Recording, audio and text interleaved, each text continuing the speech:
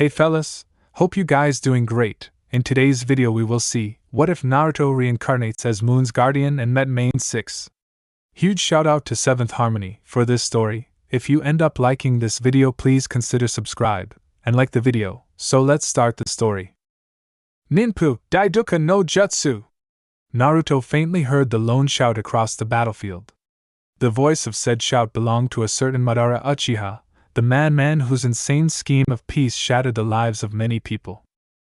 He planned the assassinations of leaders, the destruction of entire villages, and a complete genocide if necessary for his plans.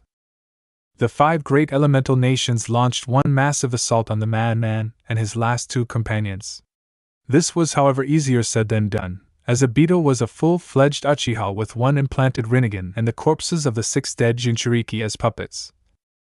And Zetsu not only had the ability to create thousands of solid living copies of himself, but also had the legendary Mokutan abilities of the Shodai Hokage. Needless to say that even when the allied shinobi forces outnumbered the remnants of the Akatsuki, 25.000 to 1, the ancient shinobi proved that quality always prevailed over quantity by flinging mass destruction jutsu around like it was nothing. It turned even worse for the shinobi allies when Obito managed to revive the Jubi with pieces that he gathered from the Hachibi and the Kyubi. Madara's immortal Edo Tensei body proved to be a fish, since every time someone managed to inflict a lethal wound on the old warmonger, it would simply regenerate within seconds. The combination of Zetsu's massive scale with jutsu, Obito's Rinnegan jutsu, and Madara's Susanoo quickly decimated the entire army, and soon only the most resilient remained standing. It was then that Madara jumped on top of the Jubi's head and called out to the 100 or so surviving shinobi. I commend you for surviving this long against me and my associates. The mere fact that you are standing in front of me means that you all have exceptional skill. Skill that will surely help me in my cause. He finished with a dark smirk plastered across his face. Zetsu folded his hands into the serpent sign and called out, Mokutan, Shinjukai Koten! An absolutely humongous amount of roots erupted from the ground around the survivors that mowed their way to the center, trapping Naruto and the other survivors. Vines started to surround them and sap them from a great part of their chakra, rendering all attempts to escape useless. The vines constricted, creating human-shaped cocoons with the shinobi trapped inside. Madara's smirk got even wider as he went through a long series of hand seals and stopped at the dragon sign. Your knowledge, chakra, and powers will be mine. Ninpu Daiduka no Jutsu! He called, and one vine attached itself to him, Zetsu and Obito. One by one, the cocoons started to deflate as the people trapped inside were absorbed inside the 3 superhuman shinobi. Naruto felt his own consciousness fade as he saw his body break down into the paper-like substance that existed inside an Edo Tensei body. Will it truly end like this? He thought as his legs disappeared and parts of his stomach got tainted. The war. The training I went through. The bonds I created. Were they truly all for nothing? He began to question to himself. He had lost Kurama a few hours prior to the assimilation due to Obito's soul-separating abilities. His friends were all dead due to Zetsu's Mokutan, and he couldn't feel either Gaara's or Sasuke's chakra anymore. Meaning that the 2 of them have already been assimilated into Madara. As Naruto's arms and torso broke down, and the jutsu began to affect his head, he began to see flashes of memories. His childhood, his rivalry with Sasuke, the team exercises with Kakashi and Team 7, Old Man Sandaime Hokage, his fight with Gaara, losing Sasuke, training with Jiraiya, his fights with the several Akatsuki members, battling Nagato, Granny Tsunade, Hinata's confession, Killer Bee's training, and finally his parents. He could see both his parents standing in front of him inside the white room inside his seal. His mother, with her brilliant red hair and stunning violet eyes, smiling, and his father with his spiky blonde hair and his cerulean eyes, grinning like an idiot. The 2 held a small bundle between them. The bundle was a blonde baby with whisker marks. The 2 adults smiled at it, before his vision turned to black. Only a third of his head was now left. 1 eye, and the surrounding skin that was still falling apart. The eye closed. No. The eye opened again, showing an orange pupil with a vertical slit, and the flow of chakra going out of his cocoon stopped before reversing, pulling it back in. I refuse to die here, The breakdown of his body reversed too. First his head reformed, then his neck, and slowly his shoulders and torso returned too. I freaking refuse to die like this, he roared in his mind as he began to pull the chakra from the web of vines towards him. Outside, Madara felt that something was wrong. Obito and Zetsu felt it too, but before they could pull the vines loose, their bodies started to disintegrate like the ones inside the cocoons. They screamed in agony as the two S-class Nin could feel their chakra getting ripped away. "It's that little Uzumaki thing!" Zetsu roared as he tried to pry the vines out of his back. Obito panicked and started to run through hand signs. Suddenly, he began to spasm as the breakdown of his body accelerated. Within seconds, he was sucked into the vines, dead before he could even scream. Zetsu was already half gone when he crawled over to Madara. "Madara-sama! Help me, please!" he begged the ancient shinobi. Madara simply looked down as he raised his leg and kicked Zetsu in the face, crushing his skull and killing him instantly. Zetsu's body got sucked into the vines and Madara grinned. He raised his left hand and saw that his little finger and ring finger had already vanished. "You truly are full of surprises, Uzumaki? Very well. I know when I am defeated, however I shall not go down without leaving you a little present." He lifted his right hand up into the sky and made a half-ram sign. Underneath him the eye of the Jubi lit up, and the incarnation of destruction was awakened from its mindless state. The ground shook and the trees got uprooted as it roared. The shockwave of the roar shattered Madara's Edo Tensei body. The body dispersed, and the vines sucked the chakra out of every part. The vines retracted back into the forest as the Daidoka Jutsu wore off. The Jubi, for what seemed like hours, stood quietly staring at the artificial forest as the chakra levels inside started to rise to a level that rivaled its own. A shockwave erupted from the middle of the forest. The trees ripped away in a circular way as a monstrous tornado formed around a figure in the middle. The figure was no one less than Naruto Uzumaki himself. His shirt was torn away, and black seal-like lines were spread out across his chest and arms. His eyes were an orang tint, his hair red and long. It was spiky with one bang crossing his right eye like Madara had. He was pale. His pants were orange and torn around the edges. He was barefoot as his sandals were ripped away when the trees attacked.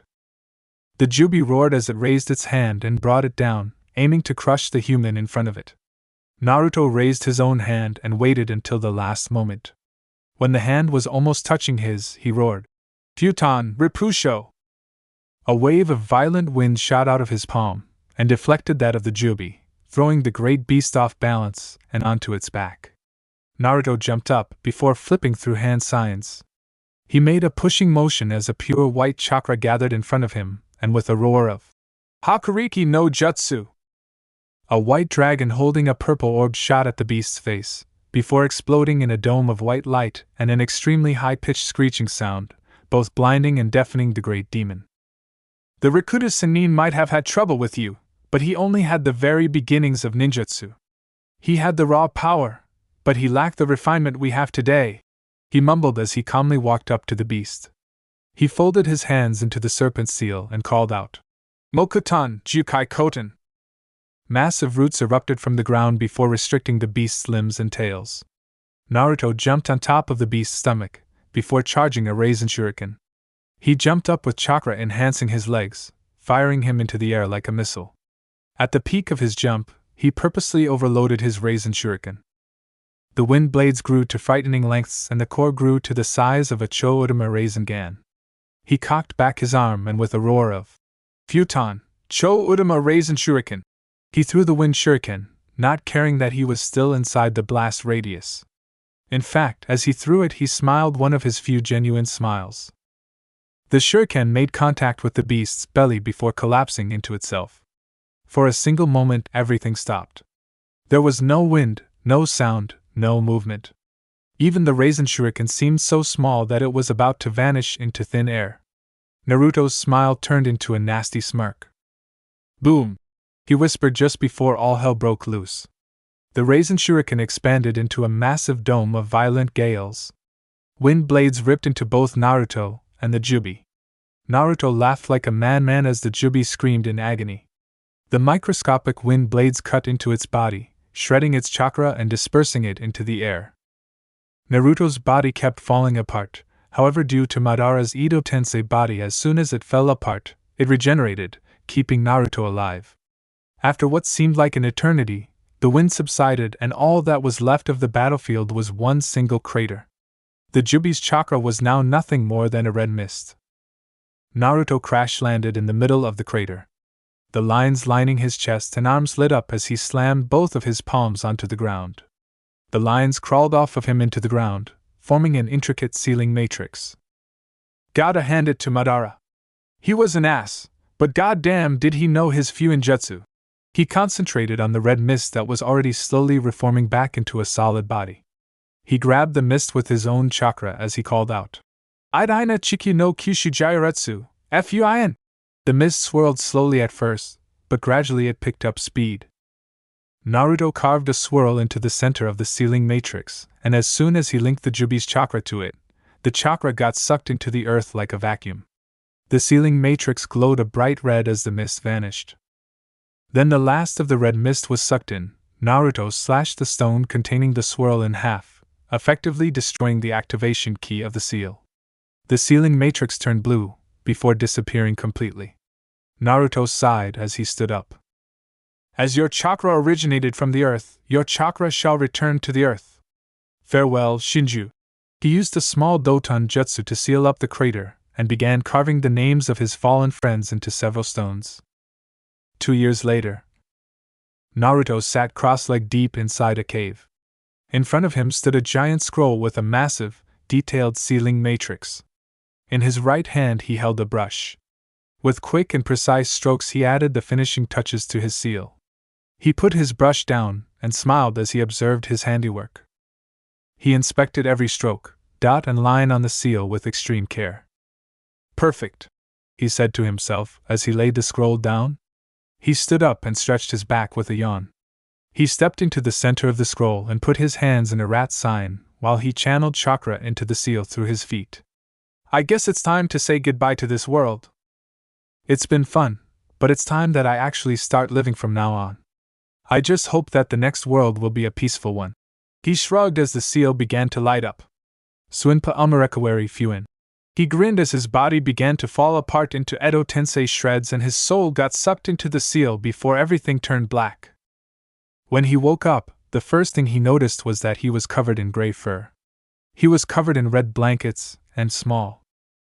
Oh, you've got to be freaking with me, he thought in annoyance as he realized that he had been reverted to a baby. He looked up, and could see that he lied in front of a door. He turned around, only to see trees. As far as he could see, there were trees. It was getting dark, and he could see in the sky that it was going to rain soon, so he did the one thing he could in his current body. He cried. He let out the most heart-wrenching cry a baby could make and squeezed some tears out. Soon he could hear a deep voice behind the door speaking with a lighter voice before the door opened. In front of him stood what looked like an anthropomorphic horse. He had a yellow coat with a white muzzle and a deep red mane. His eyes were brown, and he had some sort of wooden cup-like mark on the side of his leg. He wore a woodcutter's shirt and a Stetson hat. His legs were horse-like, meaning that they ended in hooves, while his arms were just like a furry human's, meaning that they ended in hands, with fingers. He bowed down and carefully lifted Naruto's small frame up. Hello there, lil one. Who are you? He asked in a deep bass-like voice with a southern accent. Both the baby and the adult then noticed a small piece of paper attached to the back of his blanket. On it stood only one word, and one word alone. Maelstrom. Maelstrom, eh? That's a mighty strong name you got there, kid, he hummed, smiling. What was that cider? A sweet feminine voice rang from behind the adult stallion, and the now named cider turned around to the voice. Behind him stood a red-coated mare. Her mane was dark blonde and her eyes were a bright apple green. She wore a white sundress and a pink bow in her braided mane. The sundress flowed freely and Naruto could see a large bump on her stomach. It's a baby, he said to the mare. A tick mark on the side of her muzzle formed, and she bumped his head with a fist. No shit, Sherlock, she exclaimed. What's it doing here? She asked while holding her own belly. He shrugged. This lil one just lied in front of our door with this note attached to his blanket. It says Maelstrom, so I guess that's his name, he explained to her.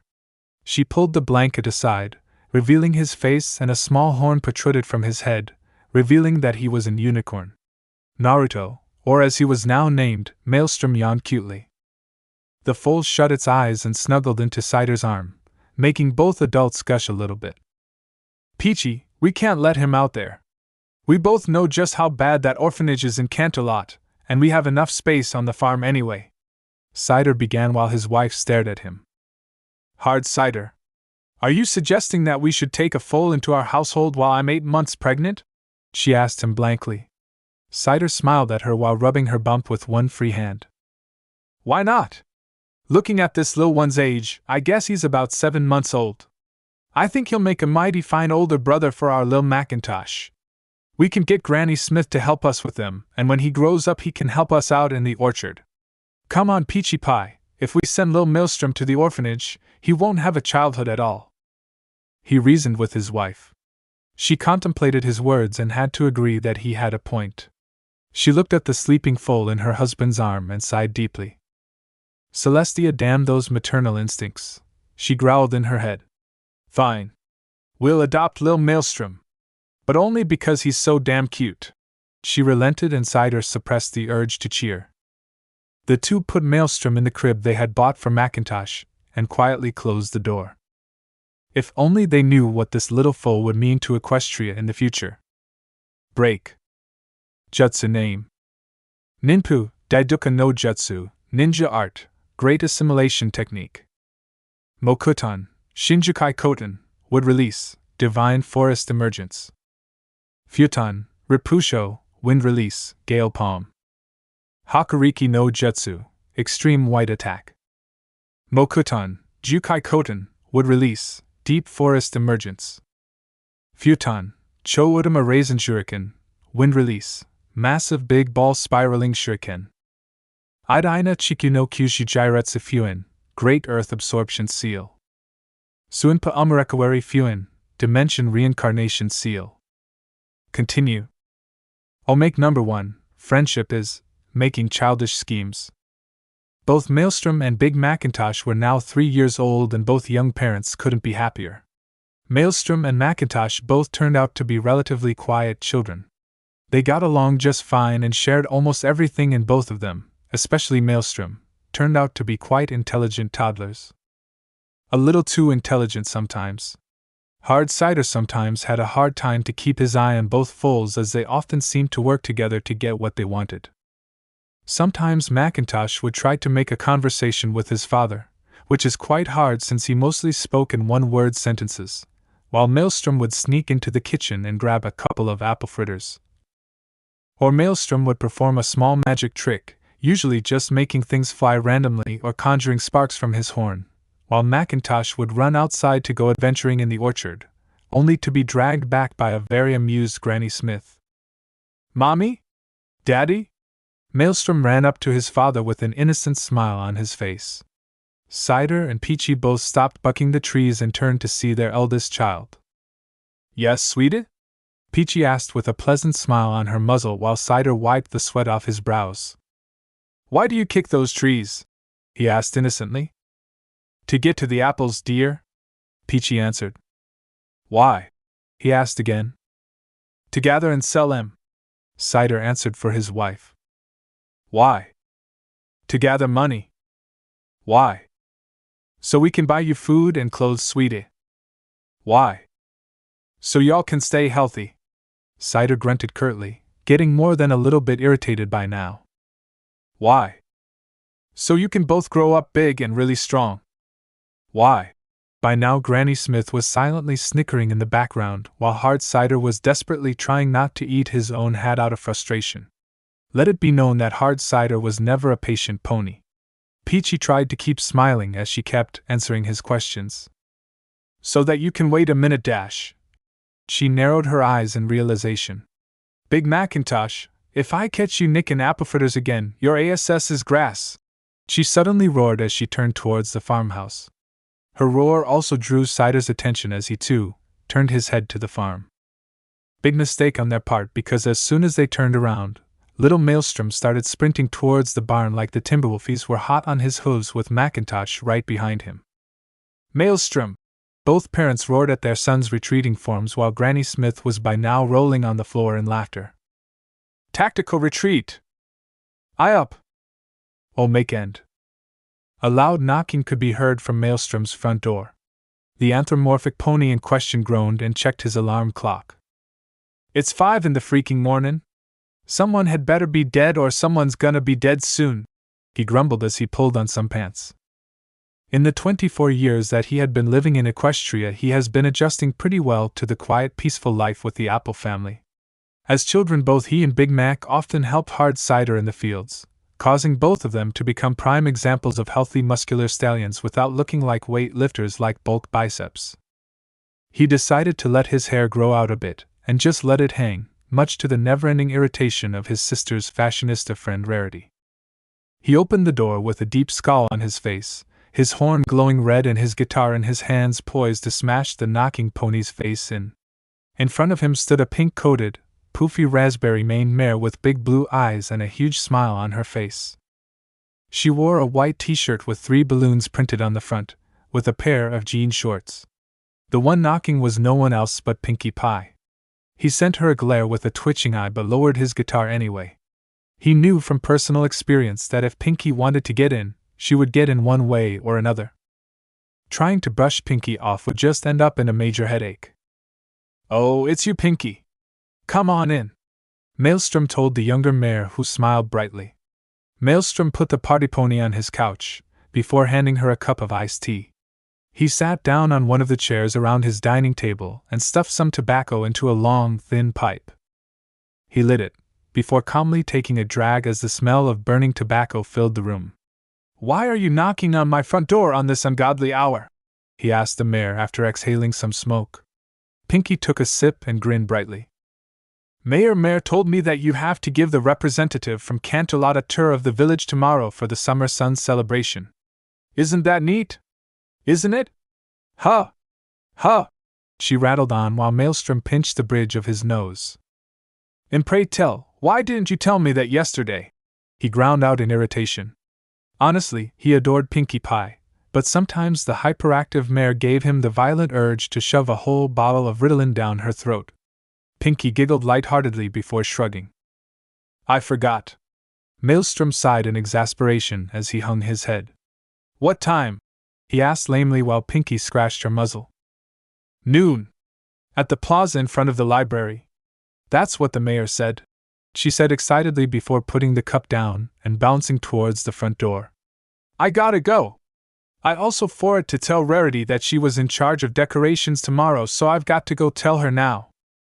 Maelstrom's sweat dropped again at the thought of the purple-maned pony being awakened from her beauty sleep as he ushered her out of his house. "You go tell Rarity then. In the meantime, I'm going back to bed to catch some Z's." She nodded excitedly and bounced off. Maelstrom slammed the door before putting his pipe down and crawling back into bed. He smiled lightly as sleep claimed him again. A few hours later, Maelstrom walked down the main road towards the library. His outfit consisted of a pair of ripped jeans and a simple red t-shirt. His cutie mark, consisting of a flaming blue guitar, was present on his left sleeve and a black guitar case covered in stickers strapped to his back. He was sipping on a white mug filled with black coffee. On the mug were 3 black lines. One near the top, one in the middle and one near the bottom. Beside each line stood a simple text. On the first line, "Don't even try to talk." On the middle, "Talk slowly." And on the final line stood, "Conversation now possible, sarcasm may be present." As he arrived, he checked the clock in the distance. 11:58. HM must be one of those punctual types from the royal court I've heard of. He sat down and downed the rest of his mug and put it in a side pocket of his case before seeing a golden carriage that was being pulled by 2 snow-white Pegasi in golden armor land in front of him. A young unicorn mare stepped out alongside a small dragon. The mare had a light purple coat and a deep purple mane and tail. In the middle of her mane/tail, a lighter purple and a pink stripe were highlighted. She wore a white blouse under a purple blazer and a thigh-length purple skirt with her cutie mark, a pink star surrounded by 6 white stars, visible on the side. The dragon was a royal purple color with green spines and a green belly. "Thank you, gentlemen," the mayor said to the 2 Pegasi, who saluted back and flew off. Both started looking around and the mayor looked at the clock. "We were supposed to meet up with one of the locals to help us with the inspections for the summer sun celebrations at noon. Where do you think he is?" she asked the dragon, who shrugged in response. "Dunno, Twilight, let's ask that pony over there if he knows," he suggested while pointing at Maelstrom. The now named Twilight nodded before walking over to him. Excuse me. Do you know who was supposed to meet us here?"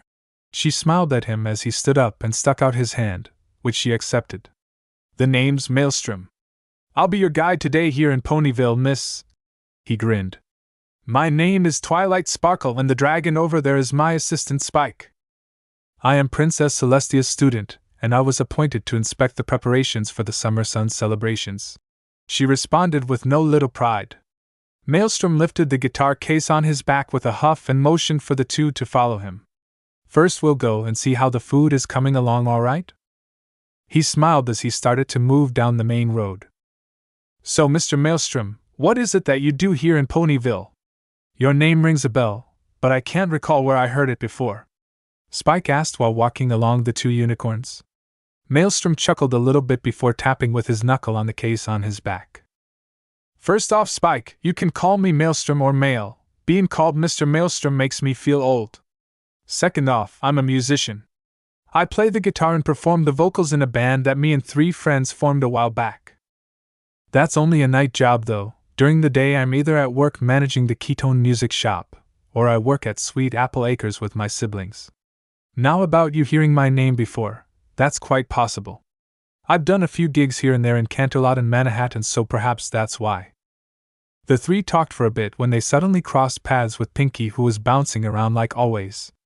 Twilight tried to start a conversation with her, but Pinkie just gasped very loud before sprinting off in a speed that would impress a certain blue-coated Pegasus he knew. "Don't worry too much about that, it's Pinkie Pie. She does random stuff like that all the time. Let's move on, shall we?" he asked, waiting for Twilight to nod. The 3 turned right onto a dirt path into a forest of apple trees. Maelstrom began to smile when they heard a faint twack coming from behind a few trees. He motioned for his company to follow him until they arrived on a small clearing where they could see an orange-coated mare high-kicking an apple tree. The kick sent the apples into cleverly placed baskets on the ground. "Ho-hoo, nice kick, Applejack," Maelstrom said while stroking the fur under his chin like a beard. The mare turned around. Her coat was a light orange while her mane and tail were light blonde. The head deep green eyes and freckle-like markings under her eyes.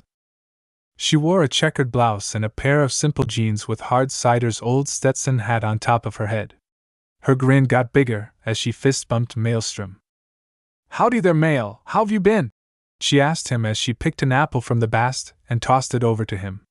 He caught it in one hand and pointed over his shoulder with the other one. "Been pretty good, busy as hell in the shop, but I guess that's a good thing. Mayor asked me to tour these 2 representatives from Canterlot around town. Help them with inspections for the summer sun celebrations and stuff," he said offhandedly before taking a bite out of the apple. Applejack moved past her brother and stuck her hand out to Twilight, which she accepted. "Hello, my name is Twilight Sparkle and this is Spike, we're Dash," Twilight managed to say before AJ shook her hand so hard that Twilight was literally getting flailed around. "Well, howdy there, Twilight, nice meeting ya. We always love meeting new friends here at Sweet Apple Acres. So you here to inspect the buffet?" she spoke excitedly. Maelstrom tapped her shoulder, drawing her attention, and he pointed at Twilight, who was now looking incredibly dizzy. "I don't think that these city folks are used to your handshakes, AJ. Calm down before you kill the poor mare," he said with a slight chuckle. Suddenly he twitched with his ear as he heard a faint rumbling. The rumbling quickly became louder, and as he remembered what day it was for the Apple family, he levitated himself into the tree before yelling at the top of his lungs, "Redneck stampede!" AJ took a step back and Twilight stared strangely at the 2 before getting literally run over by a large group of ponies that were running towards the massive red barn. A few moments later, Twilight stood back up with a bewildered expression etched on her face. "What the hey was that?" she exclaimed. Only to sweat drop when both siblings responded with, "Our family." She and Spike followed the two Ponyville natives to the red barn where Maelstrom took a seat next to a little yellow-coated filly and a large, muscular, red-coated stallion. "Soup's on every pony!" Applejack called out as she put her arm around both Twilight and Spike's necks and grinned. "Let me introduce you to our family: Apple Cobbler, Apple Fritter, Apple Bumpkin, Red Gala, Red Delicious, Golden Delicious, Caramel Apple, Apple Strudel, Apple Tart, Baked Apples, Apple Brioche, Apple Cinnamon Crisp." She pointed at the yellow-coated filly.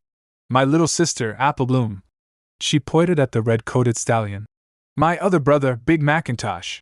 She finally pointed at an old lime-green-coated mare sitting asleep in a rocking chair. "And Granny Smith, up and at 'em Granny Smith, soup's on." The old mare woke up with a jolt before waddling over to the tables. "What was that? Soup's on?"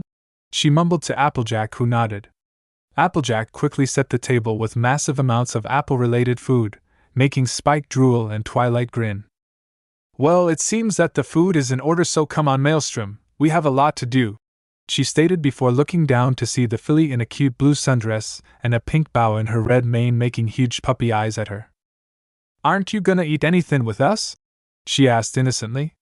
Twilight tried to resist, but eventually relented with a groan and a cheer from Spike. She sat down and took an apple fritter from the plate. "A few bites can't hurt, I guess." 2 hours later.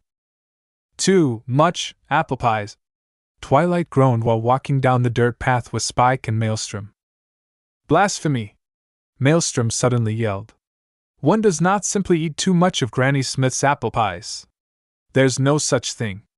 Twilight and Spike nodded simultaneously in fear of what the large stallion could do with that guitar case. "Okay. Anyway, next one on the list is the weather, which is supposed to be managed by someone called Rainbow Dash." Spike read up from the list. Maelstrom perked up by the mention of the name and grinned. "Well, whoever this Rainbow Dash is, she's not doing a very good job." Twilight noted as she gazed at the sky, which was indeed filled with clouds. Mael's grin grew even more when he heard the familiar zoof of his friend getting louder. He stepped back a bit and began counting backwards in his head. 3, 2, 1, and... As if on cue, Twilight got smashed into a nearby puddle of mud by a rainbow-colored projectile. Said projectile started laughing painfully as she stood back up. The projectile was a blue-coated Pegasus mare with a rainbow-colored mane and tail. She wore a fake leather bomber jacket with 2 holes in the back to give her large wings freedom and dark green pants. The mare had violet-colored eyes and a silver necklace in the shape of a cloud with a thunderbolt shooting out of it. "You were talking about my awesomeness?" she asked with a smug smirk plastered on her muzzle as she pointed at herself with her thumb. "Rainbow Dash?" Twilight asked, irritated and drenched in muddy water. Seeing the soaked mare, Ardee began laughing even harder. "Ah ha ha ha, sorry, it's all my fault, snort, here let me fix you up with my patented rain blow dry."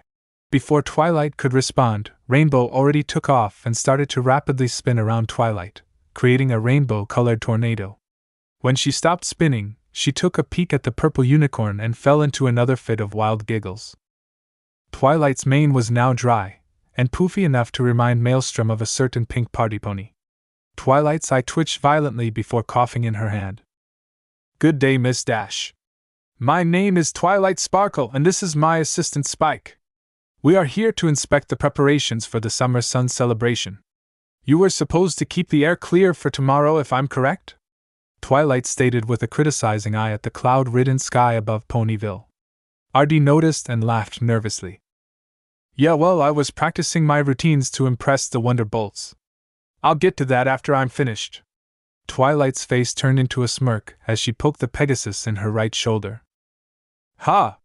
You mean the Wonderbolts, as in Equestria's flying champions, the Wonderbolts? Police! They would never accept someone who can't even keep the sky clear for a single day." Twilight's provoking awakened Ardee's competitive spirit as she took off. "Just you watch, I'll have the sky clear of clouds in 10 seconds flat." Maelstrom fished a pocket watch from his pants and started counting. After a stunning show of efficiency and acrobatics, the sky was as promised, cloud-free. Maelstrom whistled lowly. 9.6 seconds Dashi. A new record, congrats brat. The unicorn and the Pegasus fist bumped. Am I impressive enough that you'll finally introduce me to Fleetfoot? Rainbow Dash asked, excited and hopeful. Said hope deflated as soon as the unicorn shook his head. Sorry Dashi. But I've told you already that you'll have to make your own contacts. I won't introduce you to her just to get into the Wonderbolts. You have to work for your spot with them just like everyone else. Rainbow Dash kicked a pebble to the side while grumbling. It's not fair that you know her from high school. Maelstrom simply reacted maturely by sticking out his tongue and pulling down his eyelid. When he was done with his childish bout, he scratched his chin. By the way, Dash, could you tell Cloud Chaser to go get those other two morons and help set up the stage at the party site? I'll be there to help as soon as I finish touring Miss Twilight here around town, he asked before Rainbow Dash nodded excitedly. You're going to perform at Pinky's party? Then I just know it'll be awesome. Will Octavia and Vinyl be there too? Maelstrom shook his head negatively. Nah. Tavi's got a big concert in Canterlot in about a week and she has to practice with the rest there, and Vinyl's got a huge rave in Manhattan tonight.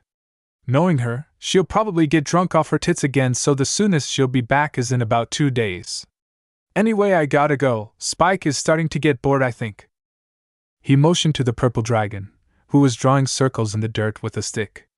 Dash nodded before taking off to find Cloud Chaser, and Maelstrom turned to the duo with an apologetic smile on his face. Sorry about that, but knowing Cloud Chaser, she'll be flying around, and Rainbow Dash is one of the few Pegasi able to go faster than her. So, let's carry on, shall we? Spike and Twilight nodded while the three walked towards a tall building that looked like a wooden tower. The three walked into a large round, dimly lit room filled with several colorful banners and baby blue ribbons across the balconies, and saw a pure white-coated unicorn mare with a royal purple mane and tail in an elegant curl. She wore a light purple blouse with black sleeves along with a black pinstripe knee-length skirt. On her nose she wore red-rimmed glasses that accentuated her delicate facial figures, and around her neck she had a measuring tape. Her blue eyes were darting around as she looked back and forth between all kinds of colored ribbons that floated around the room thanks to her levitation magic. Oh no! Absolutely not! Perhaps a deep blue? No, light purple, oh heavens no! She quietly mumbled to herself. Spike became completely still the very moment he saw her. A massive blush spread across his muzzle, and he miraculously started floating as hearts appeared in his eyes, and his smile turned into a stupid grin complete with drool. As soon as the change happened, he shook his head rapidly and returned to normal. Beautiful, he sighed out while Twilight nodded. Indeed. The decorations look amazing, so this should be quick. Then we'll be in the library in no time at all, she responded while Maelstrom chuckled. He doesn't mean the decorations, Twilight, he means rarity. Don't worry, she has that effect on young men a lot. His chuckle turned into a full-blown laugh when Spike tried to pull his spine straight in a panic. What about you? Twilight asked Maelstrom with a smirk as his laughter finally died down to a chuckle. He raised an eyebrow at the purple mare. Nah. She's a pretty one, but she's not my type, you know? Someone like Ma used to be. Someone who's not afraid to knock some sense into me. That's the kind of girls I'm interested in. Plus Applejack would kick my ass 6 times round the orchard if I'd even think of dating a close friend of hers. Twilight shrugged with a chuckle while she walked up to the white unicorn. Hello, my name is Dash, she began, but was cut off when Rarity raised her hand. One moment please, I'm in the zone as right now. Her eyes squinted as she held a large red ribbon in front of her. Ah. Perfect. She tied the ribbon to a pillar, letting a few glitters fall to the ground. Glitters always do the trick, don't they? She asked herself before smiling with pride. Why, Rarity, you are a talent, she said to herself and turned around to greet Twilight. Now, how can I help you? She turned the last word in a massive gasp as she saw the poofed up mess that was Twilight's mane. Oh my stars! Whatever happened to your coiffure? She asked in shock. Twilight looked up and plucked at her mane. Oh, you mean my mane? That's a long story, so I'll just check up on your preparations and I'll be out of your hair, she said with a pleasant smile. My hair? But darling, what about yours? Rarity nearly screamed out. This won't do, Not at all, she exclaimed before dragging a confused Twilight into her dress room. Maelstrom pinched the bridge of his nose and sighed. Here she goes again, he muttered before following the two Maras with Spike floating right behind him. The scene he was met with was, in all honesty, incredibly amusing. Rarity was dressing her in all sorts of dresses while constantly making comments ranging from too red to not red enough. It got a bit awkward when Rarity began tightening a sapphire-encrusted corset around Twilight's middle. After Twilight tried to yet again explain that she was sent from Canterlot to check up on the preparations, Rarity went back into her own little world of the glitter and glamour that was known as Canterlot.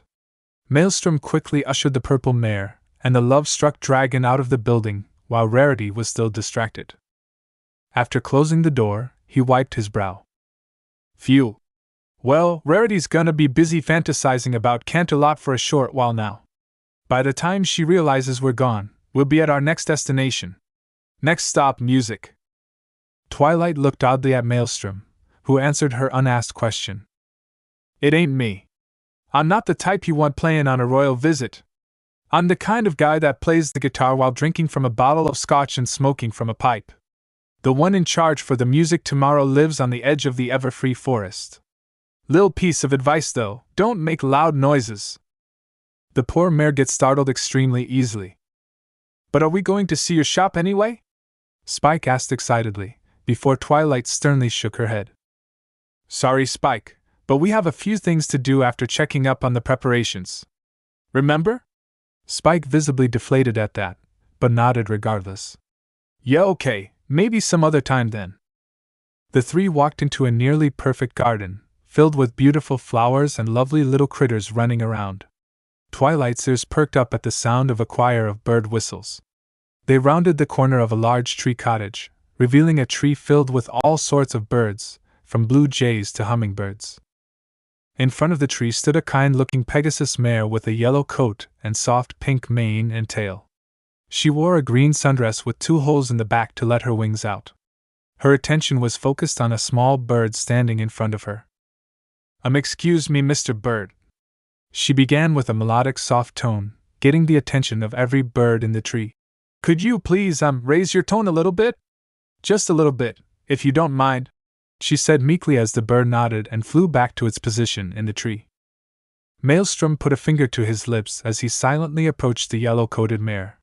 When he stood directly behind her, he slowly tapped her shoulder. Hey, Fluttershy. What you doin'? He asked in a soft tone as to prevent the sensitive girl from startling. She quickly turned around and shied away a little bit. Oh hey, Maelstrom. I was practicing with my birds for the summer sun celebration tomorrow. Why are you here? As if on cue, Twilight stepped forward with a smile and her hand stuck out. Good afternoon. My name is Twilight Sparkle. I've been sent from Canterlot to check up on the preparations for the summer sun celebration. What's your name? Fluttershy backed away slightly and hid her face behind her mane.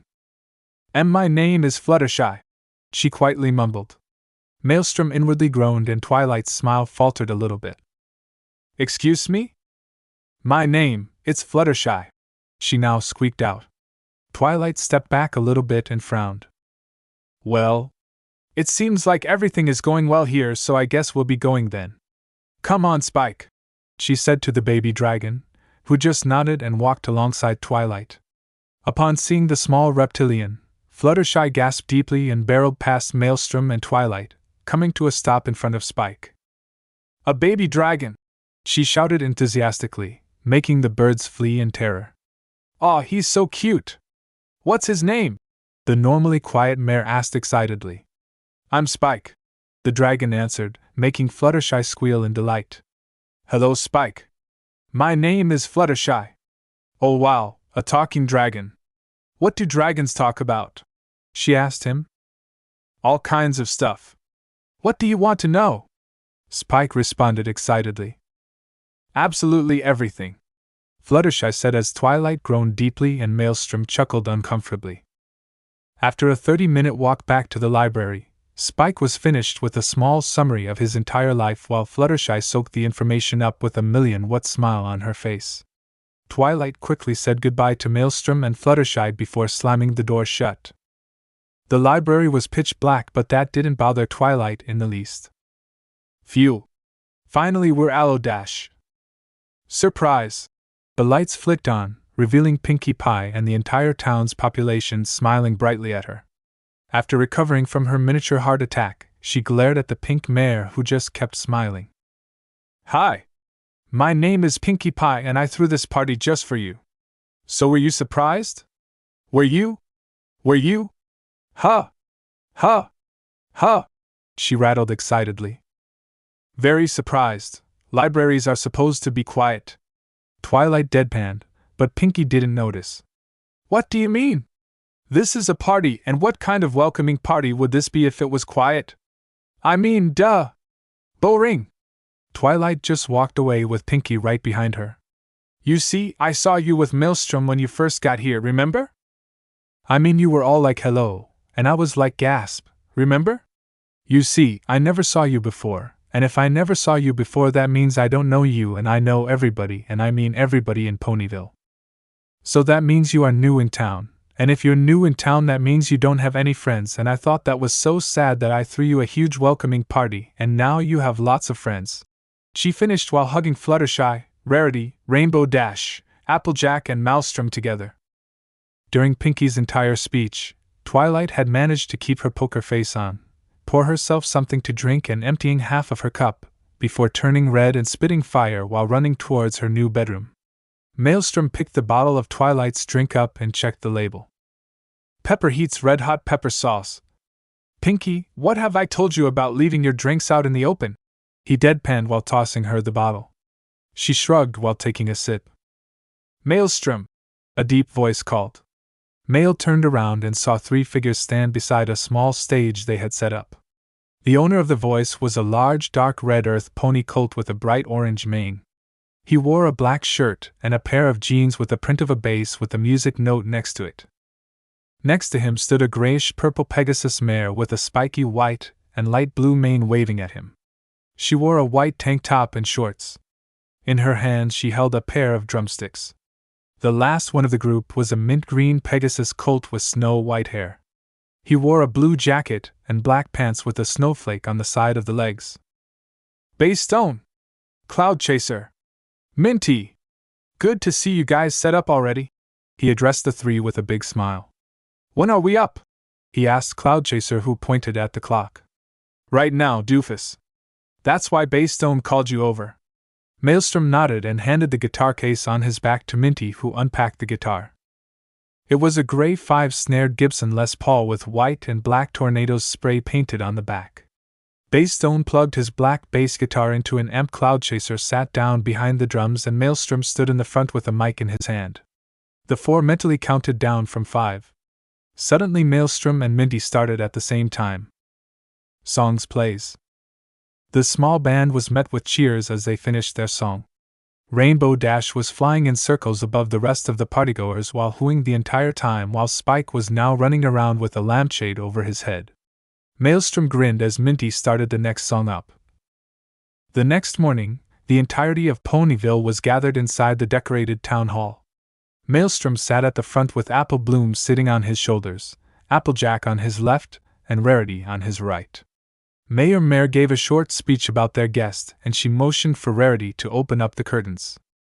When the curtains opened up, the large group of ponies were shocked to see that there was no one there. Princess Celestia has disappeared!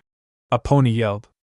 Maelstrom's eyes turned from a deep blue to a flaming orange for a split second as he sensed a massive amount of negative emotions leak into the building. An ominous chuckle could be heard as a vortex of black smoke gathered in the middle of the stage. The smoke took on the form of a pitch-black mare with cat-like blue eyes and a plasma-like blue mane and tail, wearing what looked like ancient armor. On her chest plate, a blue engraved moon was visible. What shocked the occupants of the room the most, though, was the fact that the mare had a horn and wings. She was an alicorn. Finally! I am free! The alicorn cackled as the ponies backed away from her. Lightning shot out from behind her as she kept laughing. Apple Bloom lost balance and fell off of Maelstrom's shoulders, narrowly escaping being hit by a loose bolt of lightning. Who are you, and what have you done to our princess? Mayor asked the strange alicorn with an uncharacteristical glare. The alicorn looked at the mayor with disgust in her eyes. Don't you know who I am? Ooh, ooh, ooh, Pinky called out. Hokey smokes. No, wait. Queen Meena. No, no, no. Black Snooty, Black Snooty. You are the mare on the moon. Nightmare Moon. Twilight spoke up with fear evident on her face. Well, well, well. Some pony who remembers me, that also means you know why I'm here. Nightmare Moon began but was interrupted by a gray-coated fist infused with a red magic aura. The alicorn flew back and impacted hard enough into a wall to leave a sizable hole. In her place stood Maelstrom, his horn and fist glowing red and his face in a terrifying expression of rage. Nightmare Moon flew back into the building as rage was now evident on her face as well. You insolent whelp, you dare hit me? Your ruler! She roared. Maelstrom jumped at her again and shot a red magic beam straight into her chest, slinging her backwards through another wall. I don't care who or what you are, he said with barely restrained hatred. But nobody fires lightning at my family and gets away with it, he roared in absolute fury. Maelstrom stood silently in the middle of the room, glaring at the hole where he flung the dark alicorn through. 5 seconds passed. 10. 15 seconds had passed, and as nothing came back through, Maelstrom turned around to check up on Apple Loom. The filly was alright save for a few scrapes due to the fall from Maelstrom's shoulders. Rainbow tapped him on the shoulder and pointed towards the retreating figures of Twilight and Spike. Isn't that a bit suspicious? She asked him with a frown. He nodded as he helped his little sister up. The two followed after Twilight and Spike, not knowing that they were being followed by 4 others. Twilight frantically tore through the library looking for the one book she needed. With Spike covering the 2nd floor, they should be able to find the damn thing before. Looking for something? Another interruption showed up. Great. Twilight turned around to the deep voice, only to see Maelstrom standing in the entrance with a stern glare etched on his face. What makes you think I'm looking for something? She tried coolly, only to get an even harder glare shot back. You slipped away from the town hall during the panic. You're tearing through our local library like a hurricane, mostly focusing on books about ancient artifacts, and you even have your assistant looking on the 2nd floor. I'm a lot of things, Miss Sparkle, but I ain't stupid. Something's up, and I have the feeling that you know more, he said in an even tone, displaying a deductive ability she honestly didn't think he possessed. From behind him, a rainbow-colored blur smashed her with her back into the bookcase. Rainbow pushed her with her lower arm up to the bookcase and growled. What are you, some kind of spy? An orange-furred hand grabbed Rainbow's tail and pulled her off of Twilight. Applejack gave the purple-maned mare a concerned look and then directed her glance at Rainbow. Simmer down, Sally. She ain't no spy, but she sure as hell knows what's going on. She redirected her gaze at Twilight as Pinky, Fluttershy, Rarity, and Maelstrom stood around the 3. Don't you, Twilight? Twilight looked conflicted for a few moments, before giving in with a sigh. I've read all about the prediction of Nightmare Moon. She walked away from the bookcase towards the middle of the room. Some mysterious artifacts called the Elements of Harmony are the only things that can stop her, but I don't know where they are, how they work. Hell, I don't even know what they do. The Elements of Harmony, a reference guide, Pinky suddenly said as she grabbed a book from the top shelf behind her. Twilight grabbed the book from her hand with a shocked expression. Where did you find that? She gasped while Pinky grinned. It was under E, she sang while hopping from one leg to another. Twilight opened the book and stopped at the right page. There are 6 elements of harmony, but only 5 of them are currently known. Kindness, laughter, generosity, honesty, and loyalty. The 6th is a complete mystery. It is said that the last known location of the elements is the ruins of the castle of the Royal Alicorn Sisters. The castle is located in what is now the Everfree forest. Really? Maelstrom asked no one specific. The 6 Maras stared at the massive forest with hints of fear, disgust, and, in Pinky's case, childish expectation, while Maelstrom remained impassive. He'd been in the forest a lot of times with Big Mac and Hard Cider in the past to gather firewood, so the forest didn't really faze him all that much. That did not mean that it did nothing to him, though. As he's been in there before, he knew just how dangerous the forest was to newcomers, and he wasn't really comfortable with his little sister going in there at night. With or without friends. He's a worried older brother of 3 farm ponies. Sue him. Pinky cried. Let's go! She tried to skip ahead into the forest but was stopped by Twilight. I'm sorry, but I can't let you guys do that. I need to do this by myself. Bullshit. Maelstrom interrupted her. Either we all go, or no one goes.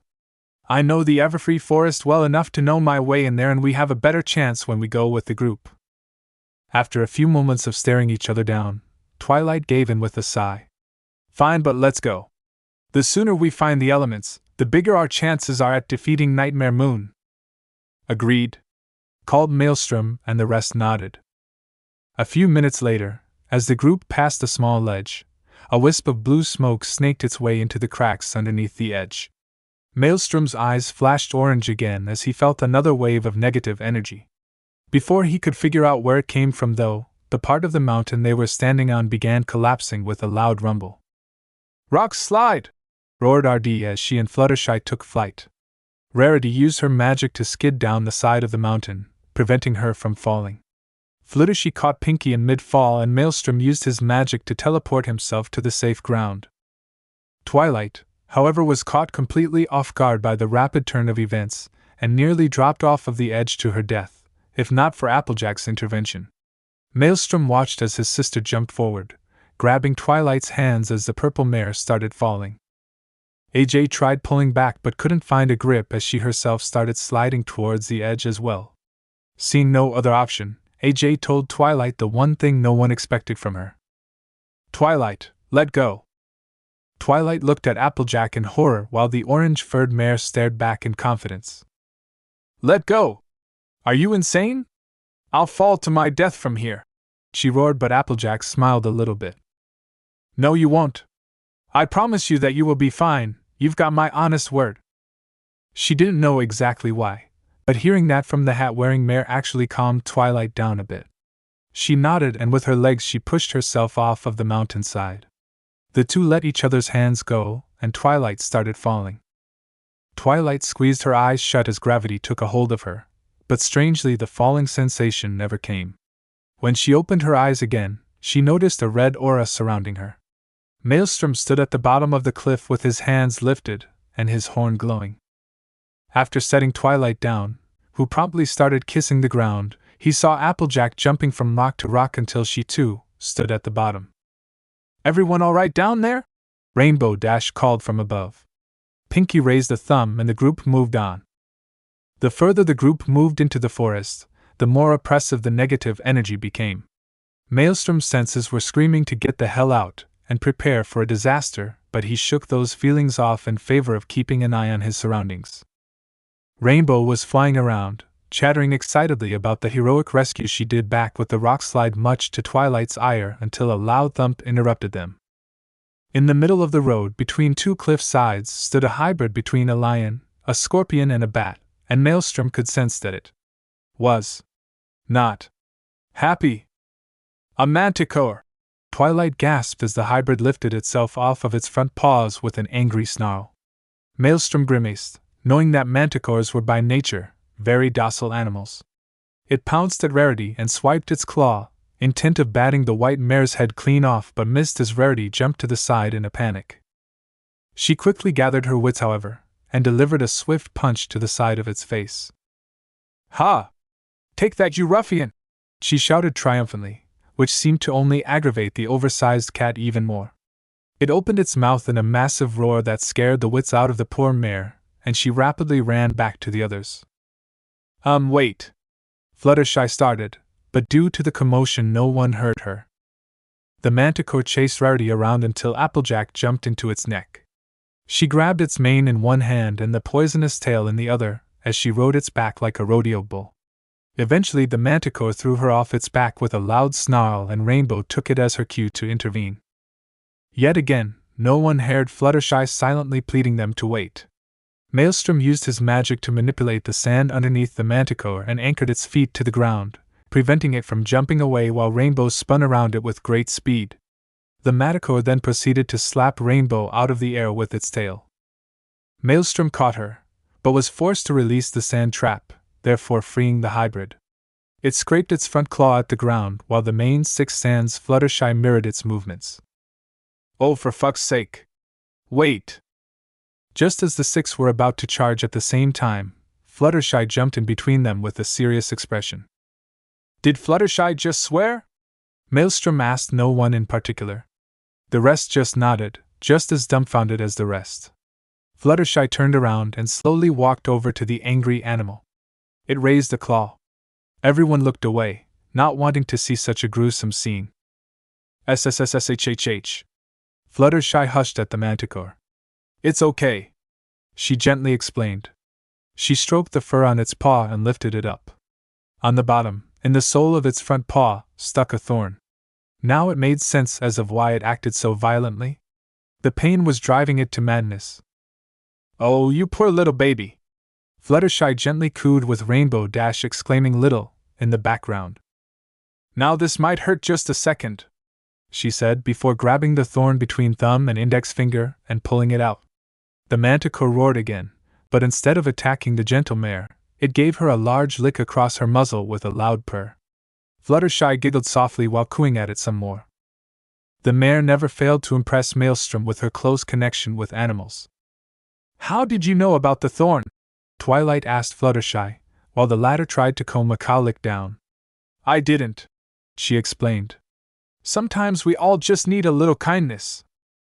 Maelstrom felt another wave of negative energy as they continued into a deeper part of the Everfree.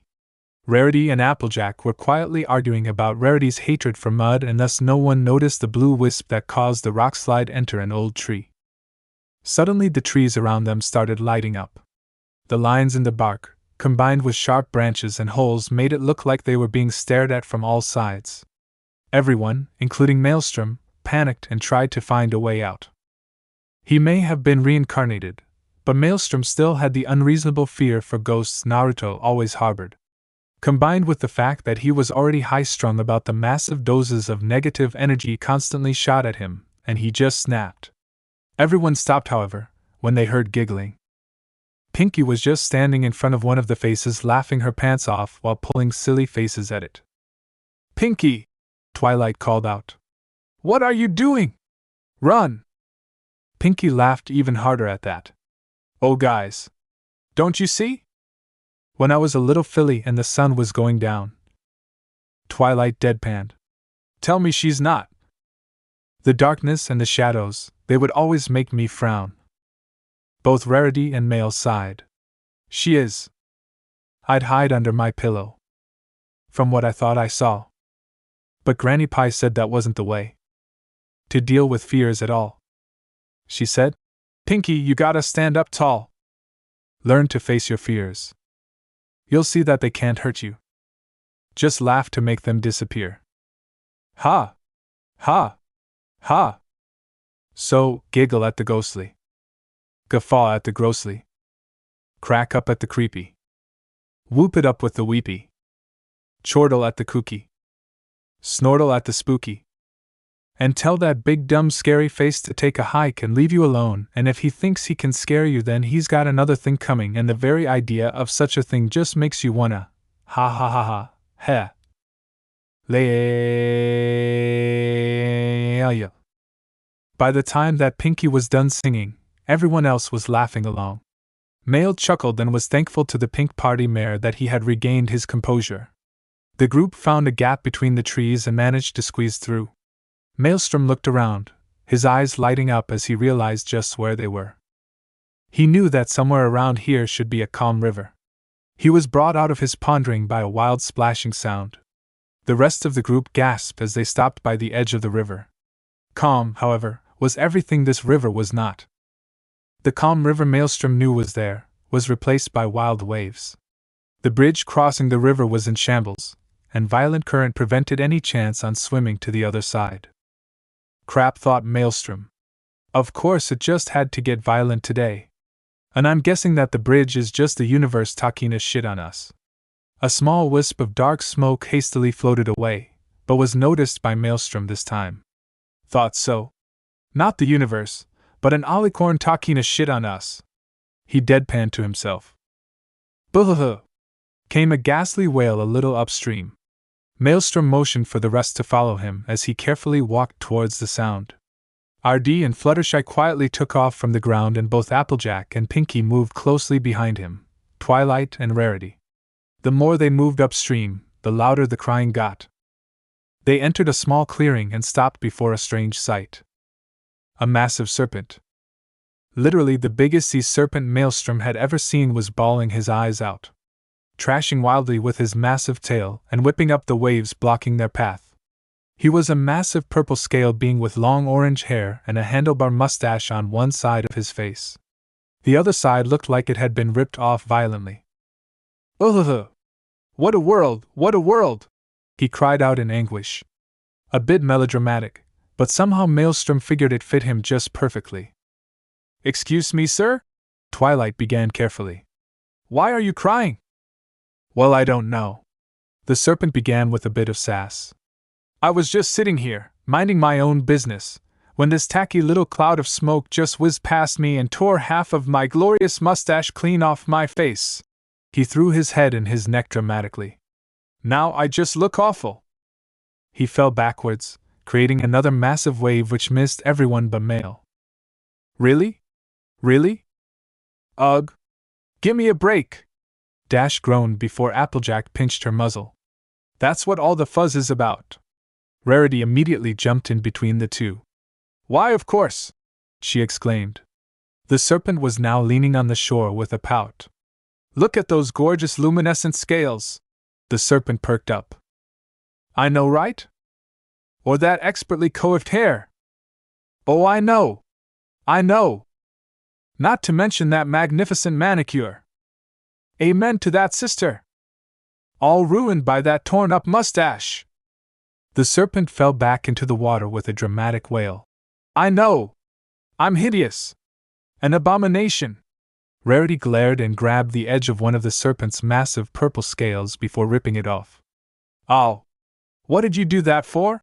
He sniffed. Rarity poised to strike. I simply cannot allow such a crime against fabulosity go unpunished, she yelled, bringing the razor-sharp scale down onto her own tail.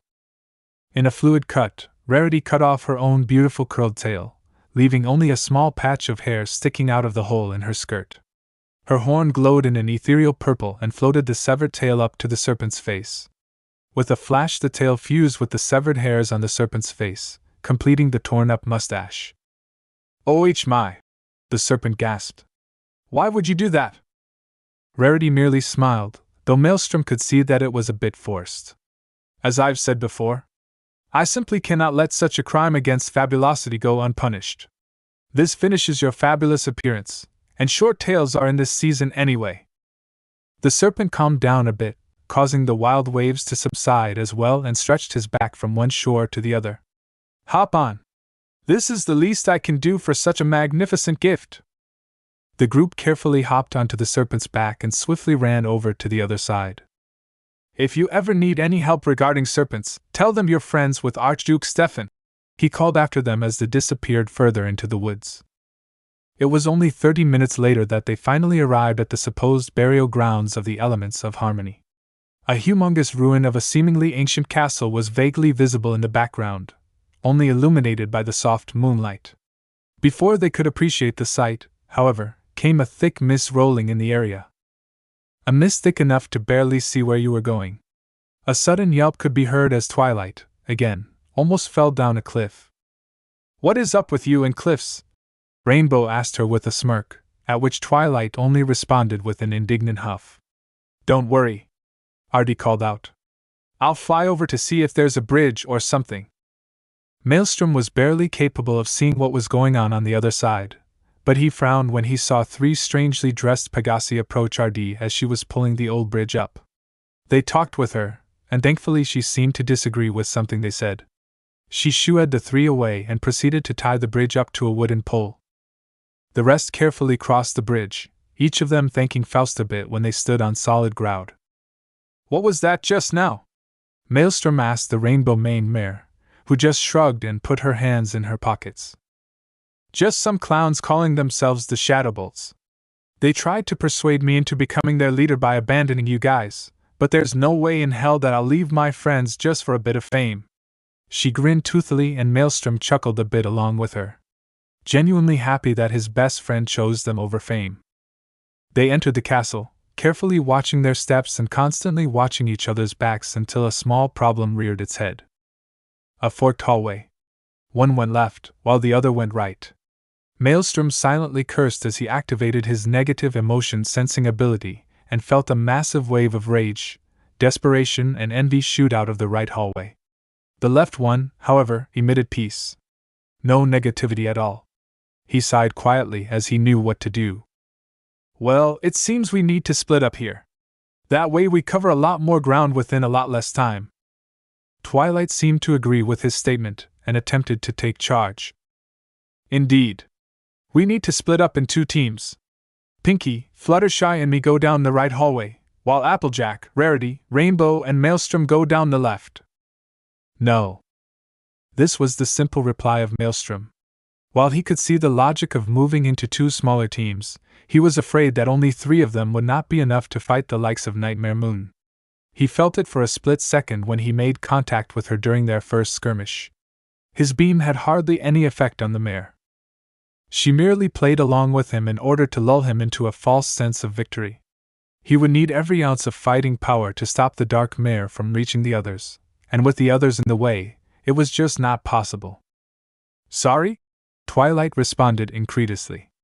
I said no, came another response. I'm sorry, but you guys need to stay together. Nightmare Moon is down the right hallway and there's no way in the 9 rings of Tartarus that I'm gonna let you fight her. Applejack walked up to him and stared him straight in his eyes. Are you telling us to leave you behind? 'Cause I ain't gonna let you fight her all by yourself. He frowned and pushed AJ slightly away. This isn't up for debate, AJ. You're going to find those elements and I'm gonna keep that maniac away from you guys while you're busy. The 2 siblings glared at each other for a bit before Applejack finally backed off a little. You sure you can do it? She finally asked him. Maelstrom shook his head. I'm not sure, AJ. We're up against an alicorn, basically a demigoddess. But I need to do this. Otherwise she'll be able to stop you all before you can even get close to the elements. This is our best shot at victory and you know it. With that, he stomped his foot on the ground and a medium-sized rune appeared underneath him. A barrier covered the entrance to the right hallway and split him off from the rest. This barrier will stay active for 15 minutes exactly. It will keep you from secretly following me, and it will keep Nightmare Moon from exiting from this hallway. When you find the elements, come back here and wait for the barrier to vanish. I'll keep her busy, now go! AJ nodded with a serious face and ran into the left hallway, closely followed by the other 5. As soon as their footsteps faded away, Maelstrom lifted one finger and used magic to cover it in its red aura. He lifted his shirt a bit and began drawing lines on his stomach. Better safe than sorry, I guess, he mumbled, before letting his shirt down again and running down the hallway, towards a wave of negative emotions. He entered a massive rotunda, easily the size of a small stadium, and saw that the room itself was in relatively good condition. His senses went into overdrive as he dove to the side, narrowly avoiding a spear made of pure energy. He jumped away and grabbed 2 spears from a few empty armors and threw them with all of his might. One smashed through one outside wall, and the other pierced a table, completely splintering one side of it. A black blur shot out of its hiding place and landed behind Maelstrom. Ah! It's been a while since anyone managed to avoid my spear. The dark mare purred seductively into his ear. She pressed her armored assets into his back. Quick on 9 feet, a strong body, magical ability, excellent leadership abilities, and quite handsome too. Thou art excellent mating material. She purred seductively as she laid her hand on his cheek. Unfortunately, you are currently opposing a member of the royal family, which is high treason, and for that you're sentenced to death. To his shock, she stabbed a rapier made of the same energy as the spear through his shoulder, pulled it back out, and pierced his heart. She laughed manically and looked down at nothing? Surprised? Came Maelstrom's voice from behind one of the pillars in the room. I'm not as stupid as I look. I always have a backup. It was true. As soon as Maelstrom was old enough to actively study magic, he went looking for a replacement for his infamous shadow clone jutsu. He found his replacement in the form of the magic doppelganger spell. A spell that created a perfect copy of the user that would fade into nothingness after 5 minutes, transferring all memories of the clone to the original. In an instant, he launched himself from his position and yanked a spear from one of the armors standing against the wall. His horn glowed red again as he flung the spear towards the night sky and surrounded the throwing weapon in an ethereal glow. There was a bright red flash. As soon as the flash died down, Nightmare Moon laughed. "Fool! You had one window of attack, and you wasted it with a failed spell!"